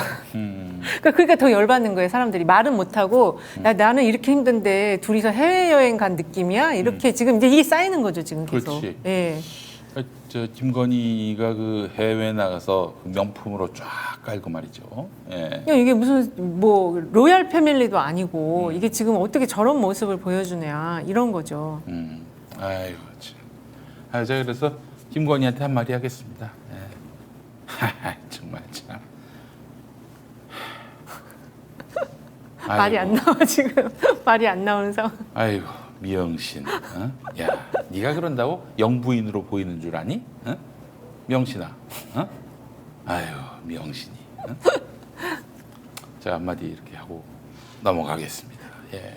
아마 법조인 출신에 네. 정치하는 분들 부인은 웬만하면 다음에 당신도 다 대통령 한번 나가봐. 미리미리 다 준비들 하고 계실 것 같아 여러 가지로. 그렇죠. 아니 근데 이렇게 돼버려 가지고 지금 앞으로 그쪽이 윤석열이가 30%대로 내려앉으면은 말씀하셨잖아요. 그 30%대면은 아무것도 못한다. 네, 공직사회가 일단 안 움직이죠. 움직이지 않는 거예요. 네, 110만여. 무리수를 써서 뭐 그렇죠. 전 정부를 턴다든지 뭐 혹은 야당 대표가 될 것으로 확실시되는 이재명 의원 턴다든지 이것도 굉장히 부담으로 작용할 거예요. 그럴 가능성은 있죠. 이제 유일하게 할 줄 아는 게 수사잖아요. 그쵸. 기소하는 거, 수사하는 거 그런 부분인데 저는 이제 그런 부분에 있어서도 앞으로 이제 민주당 여기에 대해서도 대응을 잘해야 되는데 뭐 방어를 잘하는 뜻이 아니고요. 검찰 개혁의 방향을 검찰을 갈라치게 할 수 있는 법. 그다음에 경찰국 신설 문제에서 경찰의 중하위직들 간부들을 윤석열 정부가 분리시켜내는 것. 그러네. 이런 전략들을 써야 되는데 네. 지금 원내 지도부 굉장히 실력 없습니다. 네. 지금도 저는 사개특위에 매달리는 거 보고 저는 이해가 안 돼요. 솔직히 말씀드려서. 사실 지금 그 경찰이 하위직들이 굉장히 지금 기본적인 투쟁을 하고 있잖아요. 그거에 대해서 힘을 줄 수 있는 방안을 찾아야 되고, 네. 이제 사기특위 얘기하셨는데 지금 이제 여당에게 압박을 넣어야 돼요. 그 당정 협력을 통해서 당정협의 통해서 이 법무부에 네. 그 권한쟁의 심판 청구한 거랑 그다음에 가처분한 거 이거 빨리 예. 제자리 원상복귀 시키는 거를 압력을 계속 넣어야죠. 권한쟁의 신청한 거는 장관 탄핵감이에요. 그렇죠. 이게 법무부 어디 장관이 감히 법무부 장관이 그러니까. 그 국민이 선출되지 않은 장관이 국회가 법으로 통과시킨 것을 그걸 권한쟁의 신청을 낸단 말입니까? 국민의힘이라는 저 정당의 국회의원이 냈다면 이해가 되겠는데. 이게 보십시오. 이게 사실 민주당의 그 박홍근 씨 등 겁쟁이 기회주의자들이 양산되는 구조에 그 정확한 그 맥락을 짚을 수 있어야 돼요. 왜냐?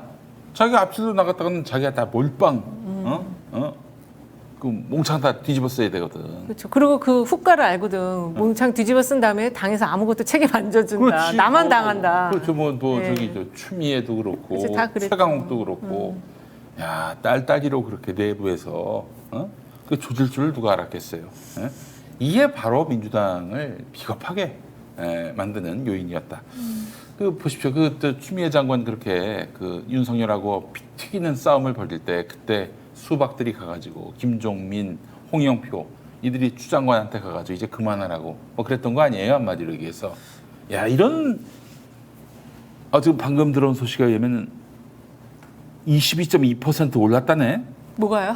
수박 가격이. 수박 가격. 예, 수박 가격이 서울 망원시장에서 수박 가격이. 저 사실 수박 엄청 좋아하는데 올해 수박을 못 먹고 있어요. 그래, 너무 많이 올랐어요. 눈치가 보여가지고. 예. 저 좀 전에 수박 주스 먹고 왔는데. 그래서 어쩔 수 없이 요즘 저기 멜론 먹고 있어요.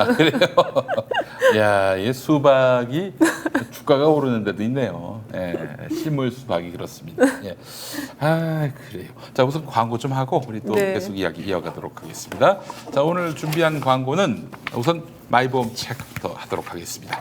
나의 보험 상태를 객관적으로 체크해서 공정한 평가와 합리적 대안을 제시하는 마이보험 체크를 여러분께 소개합니다. 마이보험 체크. 제 주변에서도 마이보험 체크 통해서 이렇게 들었습니다. 여기서 다 들었습니다. 여기서 다 박진영 들었습니다. 교수님도 계셨어요. 예. 보험 가입자의 이익을 최우선으로 하기 때문에 여러분 마음의 벽을 치우셔도 됩니다. 네.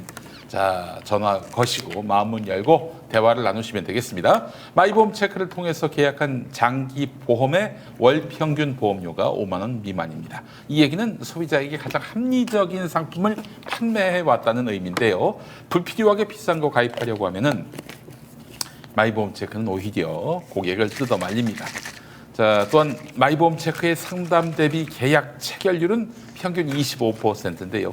체결률이 낮은 이유는 상담 후 소비자에게 부담을 전혀 안 주기 때문입니다. 그야말로 진짜 무료 상담이 되겠습니다. 상담 후 귀찮게 연락하는 것도 제로입니다. 자, 상담은 마이보험 체크가 하지만 결정은 소비자가 선택하시면 되겠습니다. 암보험 등의 진단비 보험이나 건강보험, 어린이보험, 치아보험, 운전자보험 등 단일 보험 상품도 최적의 조건을 찾아서 가입할 수 있게 도와드리고 무엇보다도 최고의 보험 전문가들이 가입된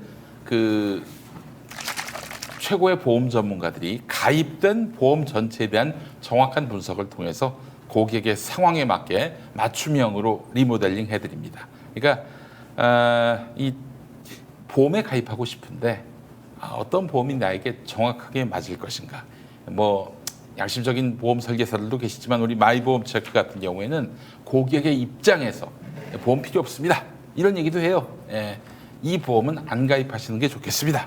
이러기도 합니다. 그러면서도 꼭 필요한 보험에 대해서는 또 소개를 해드린단 말이죠. 네, 마이보험 체크가 바로 그 생명보험협회와 손해보험협회에 등록된 보험대리점 소속인데요. 자, 고객의 상황에 맞게 맞춤형으로 리모델링 해드리니까요. 마이보험 체크에 지금 연락해서 무료 상담 받으시고 합리적인 보험 설계 받으시기 바랍니다. 나와 가족을 위한 가장 특별한 선물, 마음 든든해지는 보험으로 준비해 보시기 바랍니다. 자, 홈페이지는 한글로 마이보험체크 영문 COM, 전화는 1800-7917번이 되겠습니다. 네.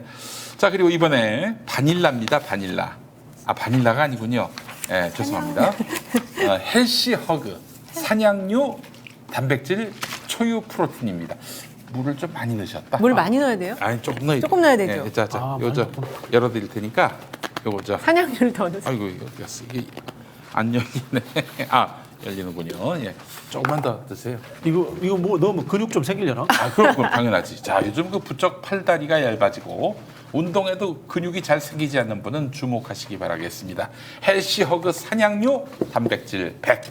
네, 깨끗한 자연에서 자란 100% 네덜란드 산양류로서 만들어졌는데요. 전 세계 산양류 시장의 리더 CBM 브랜드 제품입니다. 식중독의 원인인 그 리스테리아균과 살모넬라균이 전혀 검출되지 않았습니다. 어제도 어디서 냉면 드시다가 그쵸. 살모넬라균 맞아요. 때문에 돌아가신 분이 있었어요. 이런 거 전혀 없습니다. 이거는 믿고 섭취하셔도 됩니다. 어떻게 좀 구수하네요. 구수해요. 오. 그래요. 야, 이거 완전 분유 먹는 느낌인데. 아, 그렇죠. 예. 자, 이 네덜란드의 엄격한 품질 기준 인증 시스템인 퀄리코트 인증을 받은 농장의 산양유를 사용하고 있습니다. 자, 산양유 초유 프로틴은 산양유 단백질에 초유 단백질을 더한 단백질 분말인데요. 초유라고 하는 것은 단 0.5%밖에 생산되지 않는 귀한 원료인데요.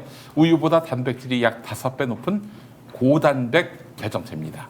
48시간 이내에 첫 착유한 초유로서 더욱더 신선하고 질 좋은 초유 단백질이 함유되어 있습니다. 산양유는 알러지 반응을 일으키는 성분이 우유보다 적기 때문에 우유를 마시면 속이 더부룩한 경우가 있지 않습니까? 네. 자, 그런 걱정하실 필요가 없겠습니다. 김용민닷컴에서 소량으로 간편하게 산양유 프로틴으로 부족한 단백질을 채우시기 바랍니다. 자, 가격 정보. 헬시허그 산양유 분말 한 통, 단백질 100 분말 한 통 500g 38,000원이고요. 네. 그리고 분말 2통이면 이제 7만 원이 넘어가야 하는데 68,800원에 모십니다. 그러니까 20% 할인되는 것이죠. 여러분, 이 2통 사시는 게 더 쌉니다. 그리고 헬시허그 초유 프로틴 분말 한 박스. 이게 20g 14포인데 18,900원이고요. 자, 그리고 헬시허그 초유 프로틴 분말 4박스 65,000원입니다. 20% 할인된 가격. 여러분 많이 사랑해 주시기 맛이 바랍니다. 괜찮네요. 우리 집에 있는 건 약간 비리던데. 아, 요거는 진짜 이게 우유 못 먹으시는 분이 이거 먹으시면 진짜 좋거든요. 아, 그래요? 부드럽고 예. 이게 초유가 워낙 또 좋다고 하잖아요. 어렸을 때 우리 어린 동생이 있는 집에서는 이 분유를 놓으면은 이 분유통에서 이제 그걸 또 수저를 꺼내가지고 그렇지. 먹는 근데 엄마들, 퍼먹잖아요, 분유를. 누나들이 그냥. 또 있어요. 먹을 게 없었을 때니까. 그래서 어머니가 그래서 쫓아가면서 야 이놈의 새끼야 뭐 이러고 예 그러다가 제 아는 어떤 분 같은 경우에는 그 동생 분유를 먹고 도망가다가 똥지게 하는 아저씨하고 뒤쳐가지고 네 그게 바로 제 처남 이야기입니다. 그런 게 약도 막 원기소 기억나요? 원기소? 원기소. 아, 예, 네, 기억나요. 원기소 것도 맛있잖아. 네. 고소하게. 약인데 맛있어. 워낙 먹을 게 없을 때. 맞아. 옛날에 그 똥지게 지금 잘 모를 거예요. 있었어요. 똥장군. 예. 똥장군이라고 했습니다. 똥장군. 예. 네, 그런 또 일들도 있었습니다. 예. 자, 여러분 많이 사랑해 주세요. 저 팔다리가 얇아지는 분들, 저 같은 경우도 요즘 다리가 좀 얇아지고 있다는 그런 얘기를 듣고 있는데 엉덩이가 또 많이 줄어든 분들. 맞아. 근육 빠지잖아요. 그때 요거 이런 먹으면 걸로 채워 주셔야 돼. 아. 예. 그거 심각한 증상입니다. 그거 좋은 거 맞아요. 아니에요. 맞아요. 예. 살 빠졌다고 좋아하지 마시고 자, 헬시허그 산양유 단백질은 초유 프로틴 여러분 많이 구매해 주시기 바랍니다. 김용민닷컴에서 아주 싸게 구매하실 수가 있겠습니다. 자, 그래요. 또 윤석열 얘기 나온 김에 아니 이렇게 인사를 해도 됩니까?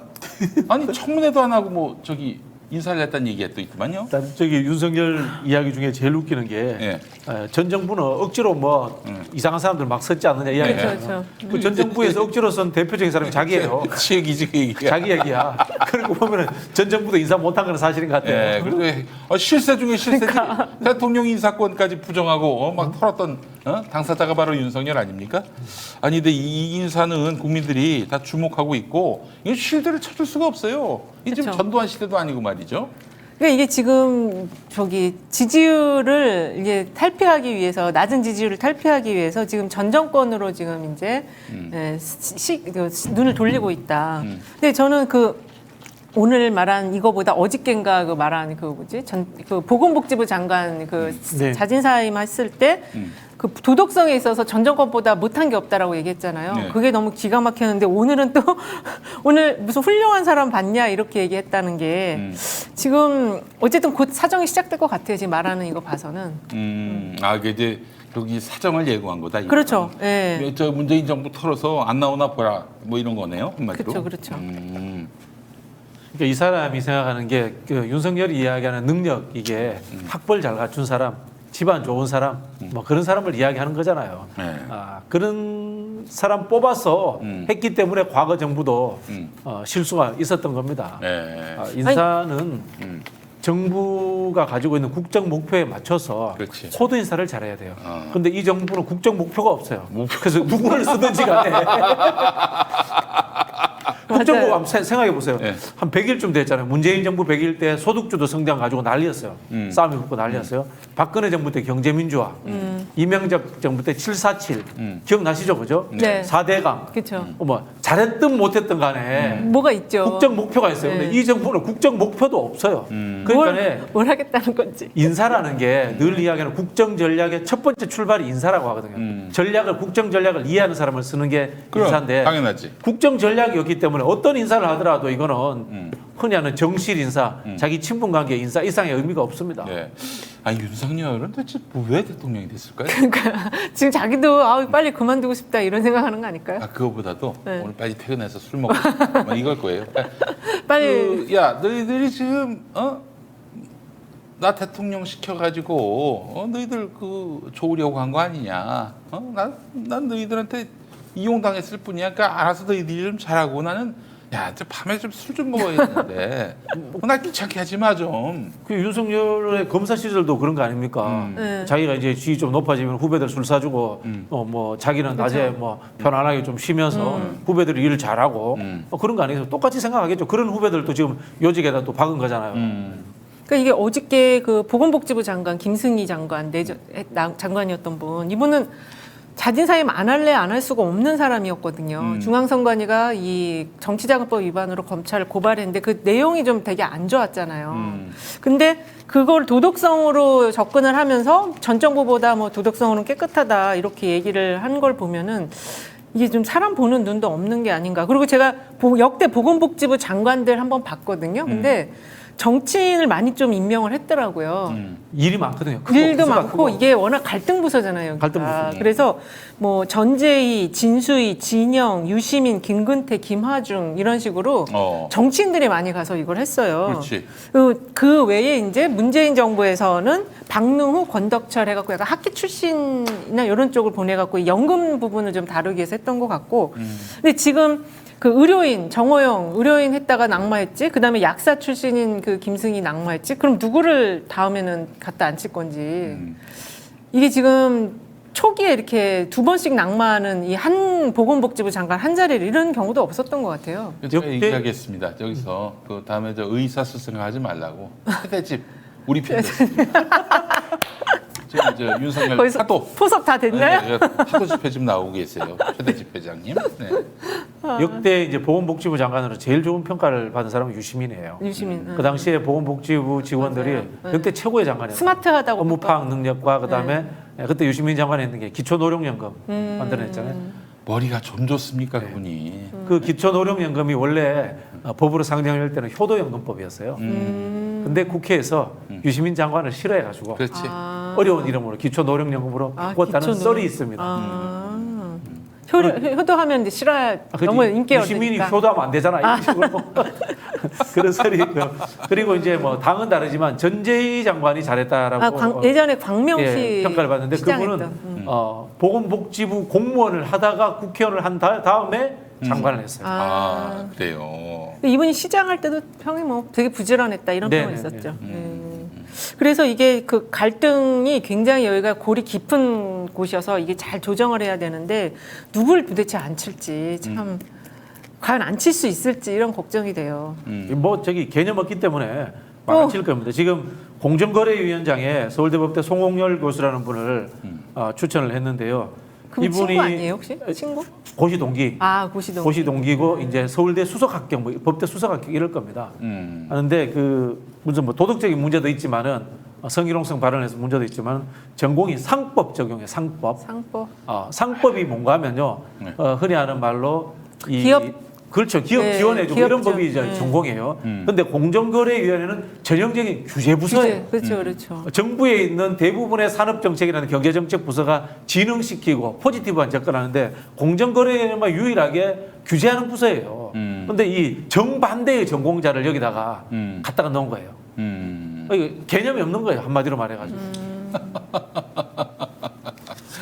너무 슬퍼. 뭐 이렇게 너무 개념이 없으니까 좀 비슷하게라도 좀 하면 좋을 텐데. 야.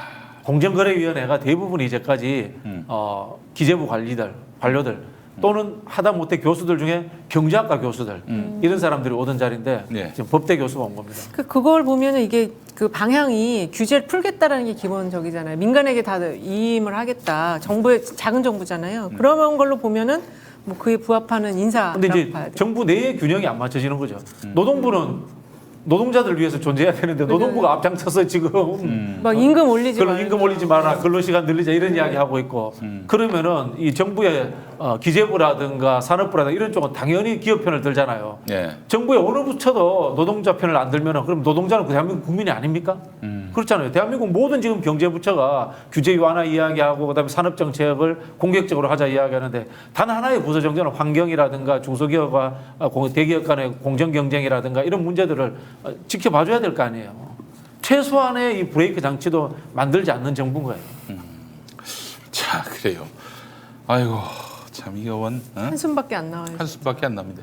이런 이제 말도 안 되는 인사로 해서 초래될 수 있는 그 걱정은 뭐가 있습니까? 나라가 망하는 거죠. 나라가 망하는 겁니까? 아, 공무원들이 일을 안 하겠죠. 공무원들이 일을 할 수가 없어요. 방향성 제시를 너무 해줘야지. 파악이 안 된 그렇지. 장관을 두면은 농락할 생각이 나고. 그리고 이제 탄핵이라든가 이런 상황들이 결국은 공무원들이 내부 정보가 흘러나오면서 그렇죠. 그런 상황이 그러면서 만들어지잖아요. 이제 그렇죠. 공무원들이 나라를 잘 되긴 안 해도 망하게도 안 하려고 해요. 망하는 상황을 막으려고 해요. 그럼 그게 이제 일자리를 그분들이 잃게 되는 건데. 일자리기도 훈련받은 구조예요. 매뉴얼을 만들어가는 구조인데 그 위험 상황에 처했다고 하면은 공무원들이 이제 내부 고발자라든가 그렇죠. 나오죠. 그런 위기를 탈출하려고 하는 노력들이 스스로 만들게 되죠. 그래서 이제 정권을 바꾸도록. 그렇죠. 그렇죠. 네. 그러니까 작정하면은 공무원들이 작정하면 정권 망하게 하는 건 일도 아니네요. 근데 이제 공무원들은 기본적으로 국가 지킴이잖아요. 예, 그래서 예. 망하게는 안 하죠. 그러니까 정권은 망하게 할 수 있는 거 아니에요? 정권은 망하게 정권은 할 망하게 수 할 있어요. 정권은 네. 망하게 할 수 있는 거고 저는 그 관료들 중에 또 한 축이 바로 검찰 아니겠습니까? 그렇죠. 그 전에 그 윤석열이가 했던 말이 있어요. 5년짜리 권력이 어디 감히 뭐 이렇게 맞아. 말을 자기한테 했었거든요. 정말 되돌려줘요. 그러니까 이제 이런 심리를 잘 따져보면은 이 윤석열 같은 경우는 정권은 우리가 만든다. 우리가 만든다. 야, 검찰이 만든다는 뜻이죠. 우리가 만드는데 말이야. 우리한테 개겨? 덤벼? 우리를 해체하려고 그래? 죽고 싶냐? 이거 아닙니까? 솔직히 얘기해가지고. 그 2등은 이제 기재부. 네. 기재. 그렇지. 근데 그렇게 해서 이제 자기들이 집권했단 말이야. 검찰이 직접 이제 직할 통치를 하게 됐단 말이죠. 이제 우리를 누가 흔들냐? 우리가 다 정권을 만들고 없애기도 하는데 누가 우리를 흔들냐? 이 마음인 것 같아. 이 마인드인 것 같아. 그러니까 지지율이 오르건 내리건 신경도 안 쓰고 지지율 신경 안 쓴다? 국민만 바라본다? 아니 그 지지율이 어디서 나온 지지율입니까? 국민에게서 나온 그렇죠, 지지율이에요. 그렇죠. 다 참 모든 여론조사에서 다 동일하게 레드크로스가 나오고 있는 판인데 그걸 무시하고 하겠다? 아이고 참 이게 국민 여론을 무시한 건 군사 정권이에요. 근데 검찰 정권은 그렇지. 자기들의 힘을 믿는 거야. 힘을 믿는 거죠. 그래서 아마도 제 생각으로는 한 20, 30명 이상의 검찰 출신들을 다음 총선에 국회에 집어넣을 거예요. 그렇죠. 그래서 검찰당을 만들 거라고 봅니다. 지금 어저께인가 그 한동훈 장관도 좀 우리가 주의 깊게 봐야 되는 인물이잖아요. 네. 근데 그 인사 어디 축사하는 그 영상 잠깐 봤는데 여기도 거의 도리도리에 준하는 그래요? 굉장히 저자세 끝판왕이더라고요. 인사하거나 이런 거 이게 축사하거나 이런 거 보면은 전 너무 좀 아니다 싶은 게 있더라고. 그러니까 이제 이 친구들은 지금 막 정치권에서 저항하고 반발하고 네. 이러는 거에 대해서 이 새끼 봐라 아주 간크네. 너 털면 안 나올 거 같니? 이 마인드인 것 같아요 느낌이. 그렇죠. 네?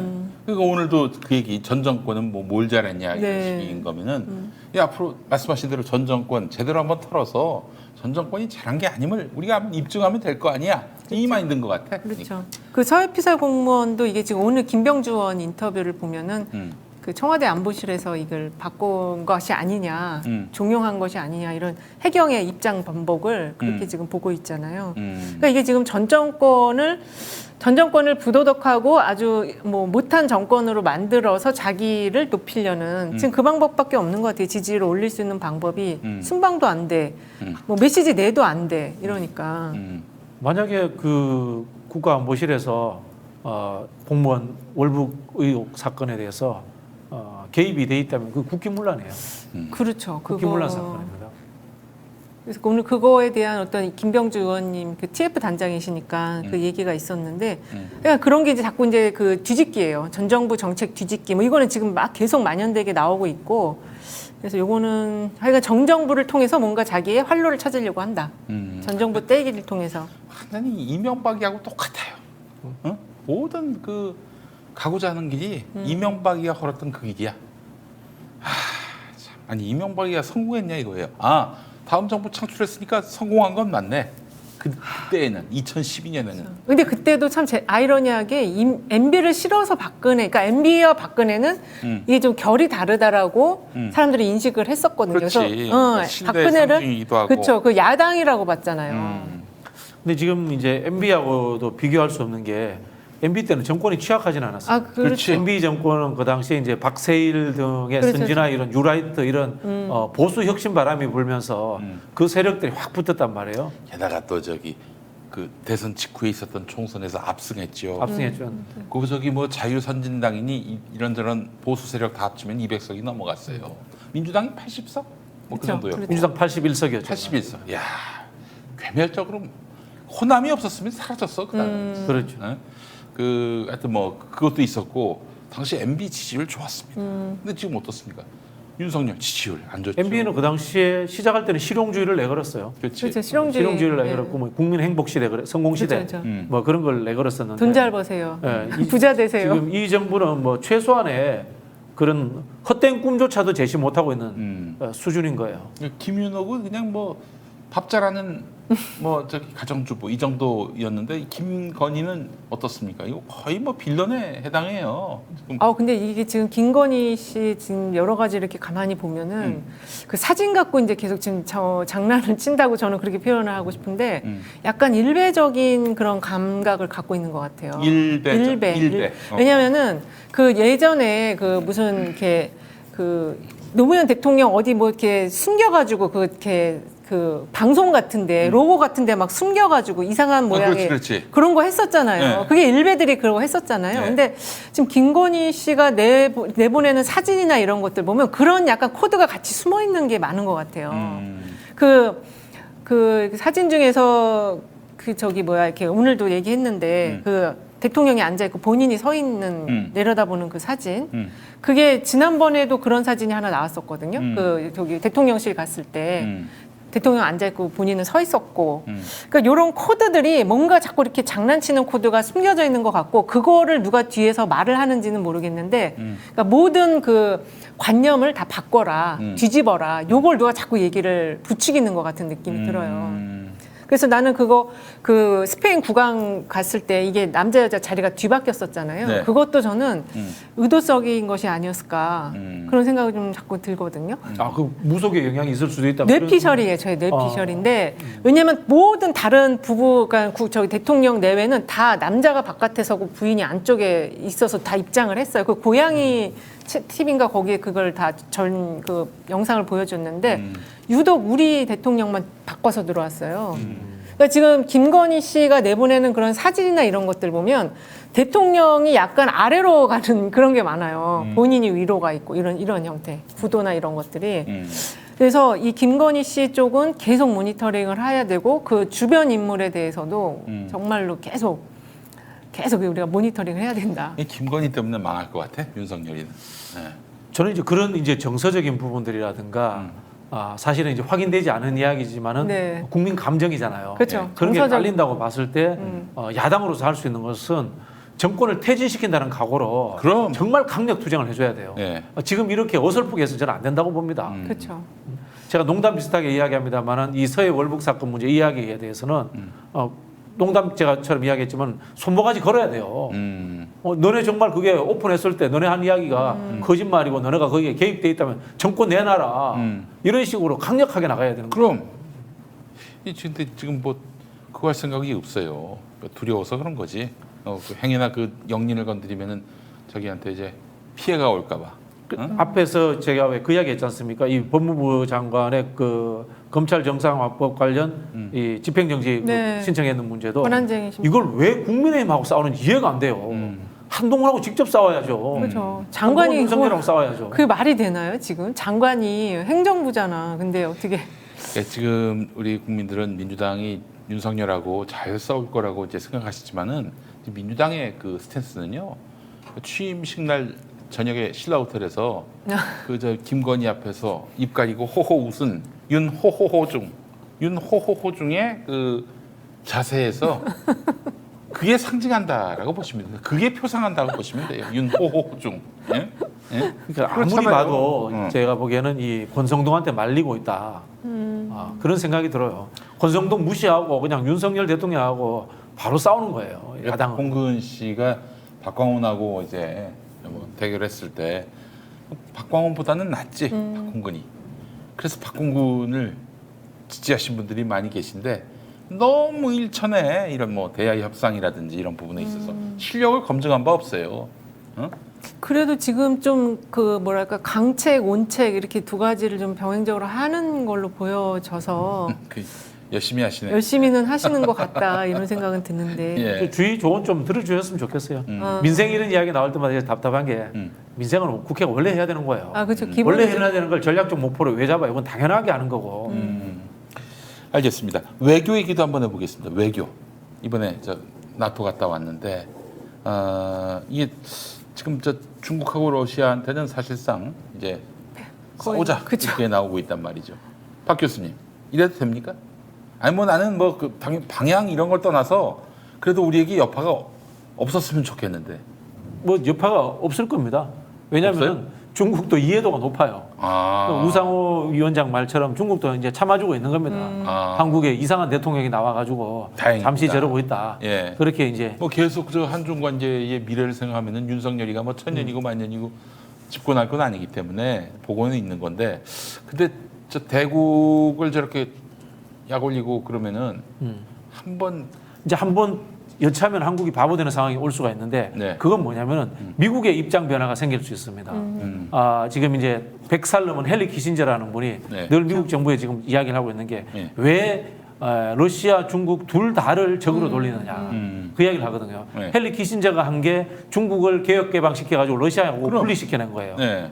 그러면서 이 흔히 하는 냉전을 갈라치기를 해버린 거거든. 그 헬리 키신저가 핑퐁의 핑퐁 경우 핑퐁 해고 그렇죠, 그리고 그렇죠. 핑퐁 해고 닉슨하고 예. 했던 핑퐁 해고의 달인이죠. 그리고 이제 베트남하고 이제 미국하고 전쟁을 종식시켰어요. 그래서 그 당시에 적은 하나다, 소련 하나다라고 이렇게 이 못 박은 사람이 헨리 키신저예요. 똑같은 이야기를 하는데 미국의 전략이 저는 바뀔 수도 있다고 봐요. 바뀔 수도 있다고 보는데 제 예측은 미국은 잠재적인 적은 아직도 중국이다. 러시아하고는 어느 순간에 화해할 수 있다. 저는 그렇게 봐요. 그렇게 뭐 몇 년 안에 방향이 바뀔 수 있다고 하는데 그러면은 나토라는 것이 별 의미 없는 상황일 수도 있잖아요, 그죠? 그렇죠. 그리고 이번에 나토 가서 의전하고 막 이렇게 엉터리였잖아요. 네. 외교부가 가기 싫었던 것 같다는 제 느낌이에요. 그럴 수도 있어. 그러니까 그게 외교부의 공직 그림자가 안 보였어요. 그렇죠. 이번에. 예, 예. 공직사회가 그렇게 흔들리. 우리 공직사회 외교부가 특별히 잘하는 건 없는데 의전 잘해요. 아 그럼요. 의전 잘해요. 거기 나가서 망신 안 당하게 할 능력은 있어요. 충분합니다. 그렇죠. 충분합니다. 근데 망신 당하게 문재인 정부 때 의전하고 아주 잘하던 그렇죠. 외교부가 갑자기 태극 뭐- 그때 국기 막 안 다리지 않아 갖고 한 적 그런 식으로 약간 살짝 이렇게 할 수 있잖아요. 그렇죠. 그런데 네. 이거 뭐 저기 흔히 하는 말로 다자간 회담에 기다리고 취소되고 그렇죠. 그런 거지. 이런 것들을 보면서 외교부가 나토에는 안 가는 게 좋겠다는 그렇죠. 의견을 가지고 있을 수도 있다. 있었는데 가서 저렇게 그런 생각이 들어요. 정말 똥망신을 당했습니다. 진짜. 그렇습니다. 러시아 같은 경우는 그 정말 중국은 좀 어느 정도 그 즉자적으로 대응하거나 그렇게 그렇지는 않아요. 예측 불가능하게 그렇게 행동하진 않는데 러시아는 알 수가 없어요. 그러니까 위험하죠. 지금 국제 정세가 이제 많은 사람들이 되게 예의주시하면서 보는 것 같은데 미국의 지금 정책 방향이 과연 맞을 수 있는 것인가? 이 부분에 대해서 진짜 다 예의주시하고 있는데 아까 지금 헬리 키신저 이야기가 그렇죠. 쫙 퍼져 있어요. 네, 근데 지금 이제 현 정부가 완전히 미국으로 올인하는 그러니까 전략적 모호성을 취하지 않고 전략적 그 명확성을 띠는 이거에 대해서 지금 굉장히 이제 걱정하는 마음으로 보고 있는 거거든요.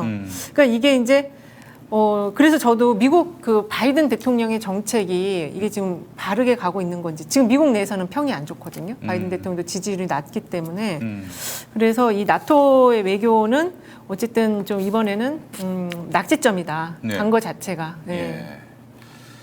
지금 또 이번에 가서 한반도 비핵화 이야기를 했어요. 그렇죠. 네. 윤석열 대통령이 한반도 비핵화에 중국과 러시아의 동의 없이 가능합니까? 불가능하지. 말도 안 되는 이야기를 하고 온 거예요. 그러니까 지금 이게 국정을 잘 운영해 보겠다는 아무런 의지가 없다고 봐야 될 것 같습니다. 예. 그러니까 이거를 지금 국민들이 모를 거라고 생각한다면 큰 착각이라는 거죠. 국민들이 지금 이 상황을 잘 예의주시해서 보고 있어요. 다 알면서. 본인이 모르죠. 그렇죠. 본인만 그 상황을 모르는 것 같아요. 안타깝습니다, 정말. 예. 자, 하여튼 뭐 나토 외교는 그래서 저는 뭐 0점. 0점인데 김건희가 그냥 손잡고 나간 게 아닌가 싶습니다. 김건희가 지금 대외적으로 나 영부인이요 이걸 좀 드러낼 필요가 있는 시점이었거든요. 두 가지 이유인 것 같은데요. 첫 번째는 미국이 엄청 만만하게 보인 거예요. 이제 한국 대통령이 와 그렇게 하니까 이제 거절 못하고 간 거. 그 다음에 이제 대통령이 됐으니까 해외도 한번 가보고 뭐 그 정도인 것 같아요. 이게 밑보이는 것도 문제지만은 우습게 보이는 건 더 큰 문제가. 지금 우습게 보이는. 야, 너 노룩 악수 이건 진짜 너무 큰 충격을 받았어요.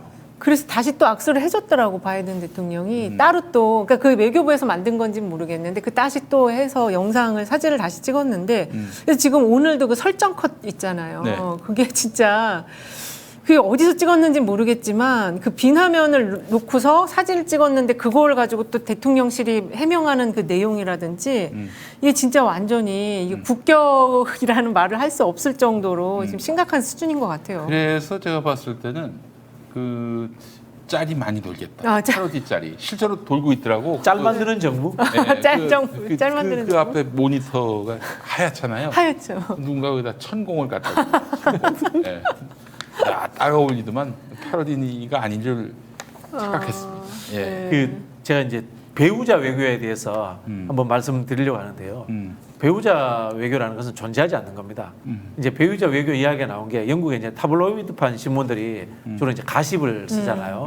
그러다 보니까 외교 정치, 외교 이런 거 있으면은 가십 기사 채우려고 하다 보니까 배우자가 뭘 했고 패션이 어떻고 문화가 어떻고 이런 이야기 하는데 이거는요, 진보 정권이든 보수 정권이든 배우자라는 자리는 대통령의 권한의 일부를 받는 자리도 아니에요. 그렇죠.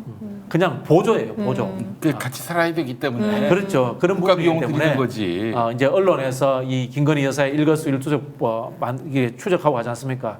그거는 한국 언론 수준이 타블로이드판 수준이라는 뜻이에요. 거기에서 뭐 우리의 국격이 높아지고 박지원 원장님 이야기하시는 것처럼 해외에 큰 이미지를 만들었고 이런 거 없어요. 그거 군사정권 시절에나 그나마 통할지 모르겠지만 BTS 있고요, K컬처 우리 김건희 여사 안 가더라도 다 세계적으로 유명합니다. 그 김건희는 이제 지가 굉장히 하이 퀄리티 아니 그 하이 레벨의 하이 레벨. 하이 하이엔드. 클래스의 그 이제 존재다라는 거를 드러내고 싶은 거예요. 지금 경찰이 자기를 수사하려고 하고 또 그 다 뭐 저기 우습게 보고 있잖아요. 사실은 뭐 외신에서는 콜걸 출신이다 뭐 이런 얘기도 나오고 있는 상황에서 자기가 뭔가 좀 이게 이미지 쇄신이 필요해가지고 그렇게 해서 아니 그렇게 할 수도 있어요. 영부인 그러니까 여사가 그런 여사들도 있어요. 뭐 미셸 오바마라든지 이렇게 그런 사람들이 있는데 김건희 여사는 그런 정도 아직 저기가 아닌데 지금 전문적인 그 도움도 받지 않으면서 혼자서 지금 자기 아이디어로 움직이는 것 같으니까 이제 문제가 있다라는 거죠. 한국에서 역대로 이제 독자적인 배우자 외교를 할 수 있는 분은 이호 여사 외에는 그쵸. 없었어요. 그럼 예. 그래서 그분 자체가 하나의 어떤 인권은 국격이었죠, 국격. 예. 이제 제가 이 말씀 드린 건 앞으로 민주당이 다시 정권을 잡더라도 배우자 역의 패션이 어떻고 문화가 어떻고 이렇게 해서 과대 포장해서 언론 보도하시는 것에 대해서 혹하실 필요 없습니다. 그럼요. 그리고 저기 그런 보도가 나오면은 민주당이 집권하더라도 그런 보도가 나오면 비판을 해야 돼요. 네.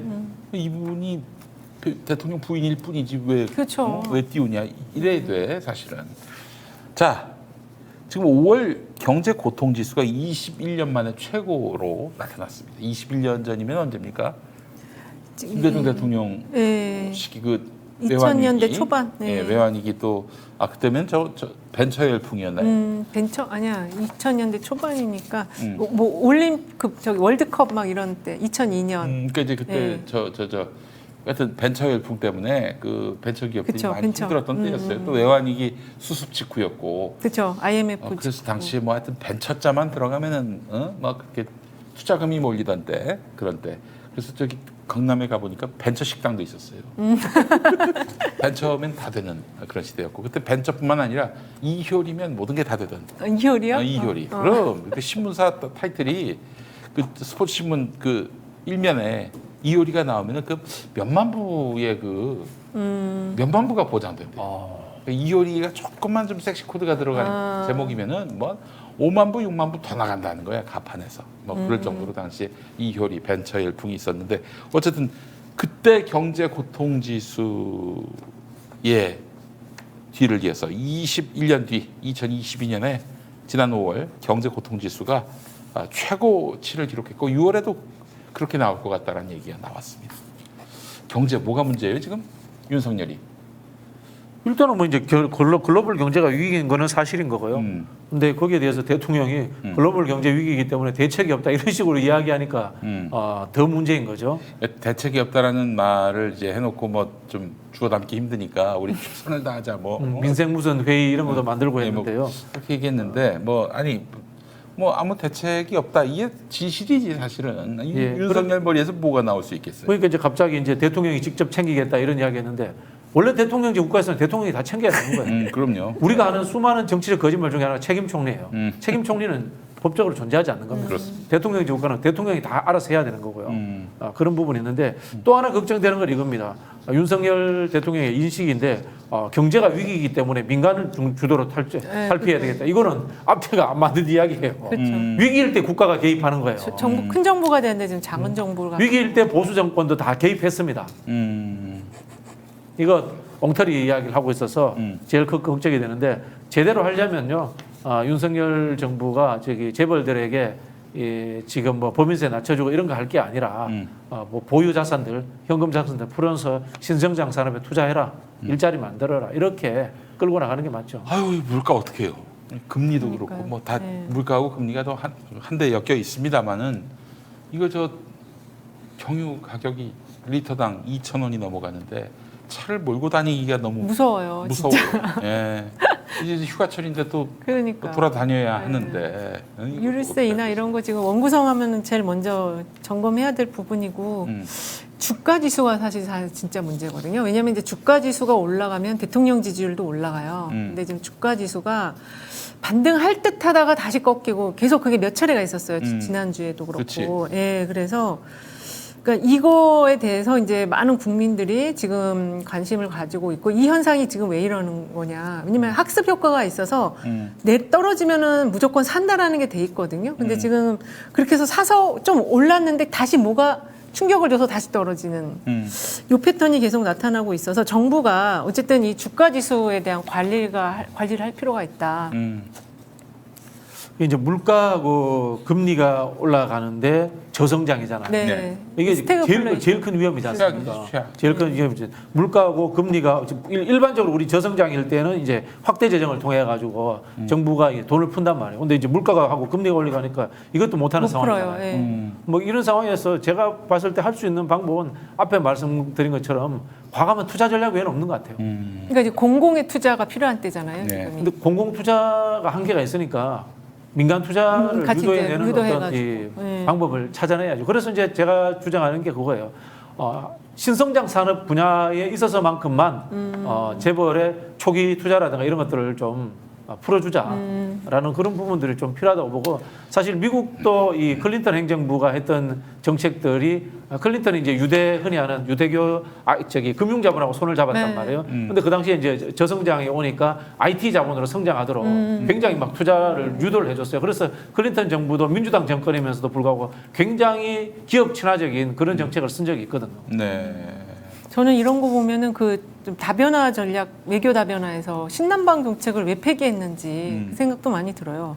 이게 신남방 국가들이 인구가 되게 많잖아요. 그렇지. 그리고 되게 성장을 많이 하는 잠재력 있는 국가들인데 여기로 왜 다 손절하고 정책을 폐기를 하는지 난 이해가 안 돼요. 정권 바뀌었으니까 폐기한 거예요. 신남방 정책이 왜 시작됐는지도 모르는 거야. 신남방 정책이 솔직히 말하면 이것도 미국 쪽이 중국 포위잖아요. 그렇죠, 그렇죠. 중국 포위인데 우리 한국 입장에서 중국을 포위한다는 말을 할 수가 없으니까 신남방 정책으로 이름을 붙인 거거든요. 근데 거기는 실제 그 잠재력이 있는 국가들이 많아요. 잠재력이 인도네시아라든지 인구가 세계 4위야. 이런 데를 우리가 계속 들어가야 되는데 이걸 다 폐기하고 아주 간단합니다.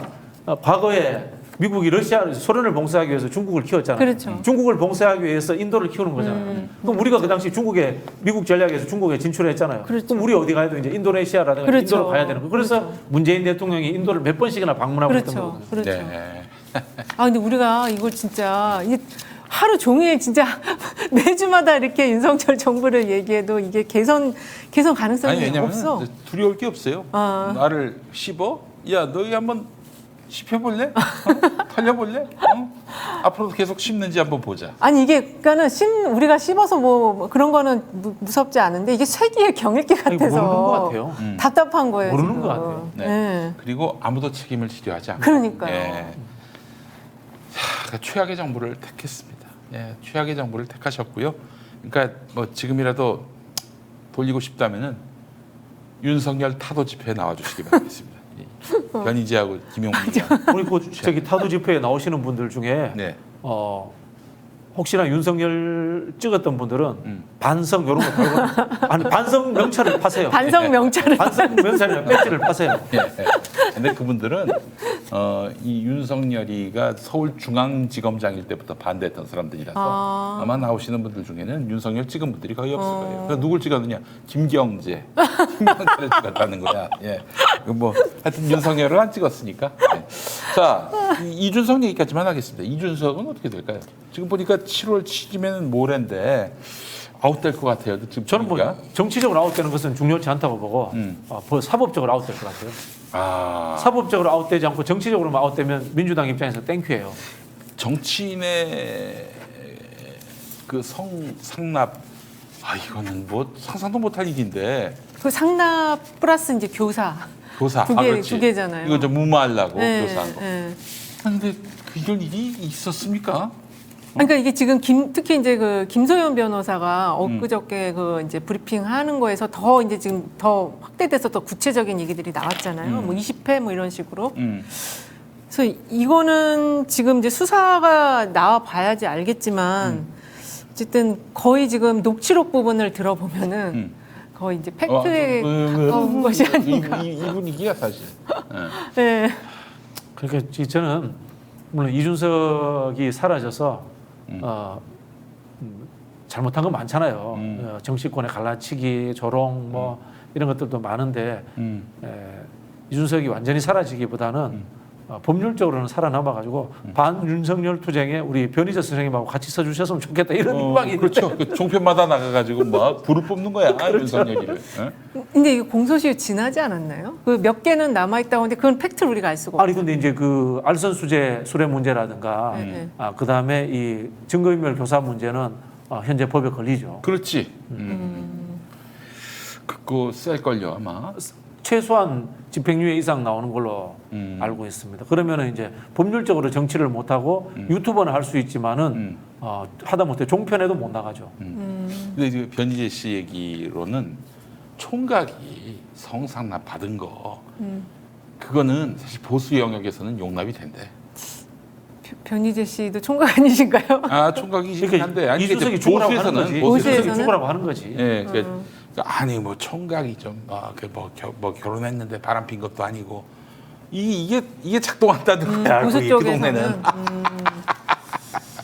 예, 그래요 참. 그래서 어쨌든 7월 7일 날은 판결이 안 나고 윤리가 판단을 안 하고 한 번 더 불러서 망신 주기를 더 할 거, 계속 할 것이다. 중간에 아마 이준석 사퇴하라는 이제 고사 작전이 계속 진행되는 것 같아요. 진행되는 것 같은데. 근데 이준석 입장에서는 사퇴할 수도 없는 거 아닌가요? 이 고사 그래서 작전이 이제 들어와도. 제가 이제 윤핵관들 쪽에 들은 정보로는 어차피 죽일 거 싹 죽여버리자. 그래. 완전히 받는다. 사법적 그 판단까지 해서 정치 못하는 아예 저항할 수 없는 수준까지 여지를 만들어보자. 남겨놓으면은 또 그걸 기반으로 해서 또 이준석이가 다시 나와서 뭐 저 신당 만들 수도 있고 별짓 다 할 수 있잖아요. 이준석에 대해서는 그 국민의힘의 이른바 노털들이 굉장한 트라우마가 생겼어요. 야, 청년 정치 이거는 걷잡을 수가 없구나. 우리가 어떻게 싹을 죽일 수가 없구나. 이 교훈을 느낀 거야 작년에 이제 그 이준석이가 당대표 됐을 때. 그런데 우리는 왜 그 낙하산 비대위원장을 데리고 와가지고 얘는 이준석처럼 뭐 이렇게 투표로 해가지고 된 것도 아닌데 완전히 왕노릇을 하려고 그래요. 그리고 얼마나 기가 막힐 노릇이야. 저는 뭐 둘이 같이 사이좋게 창당을 했으면 좋겠습니다. 둘이 같이 손잡고 창당. 그렇습니다. 청년 상황당. 청년 상황. 당사는 상왕심리에. 상황심. 네, 마무리하겠습니다. 오늘 정치생쇼 두 분 수고 많이 하셨고 다음 주에 뵙겠습니다. 고맙습니다. 감사합니다. 감사합니다. 네.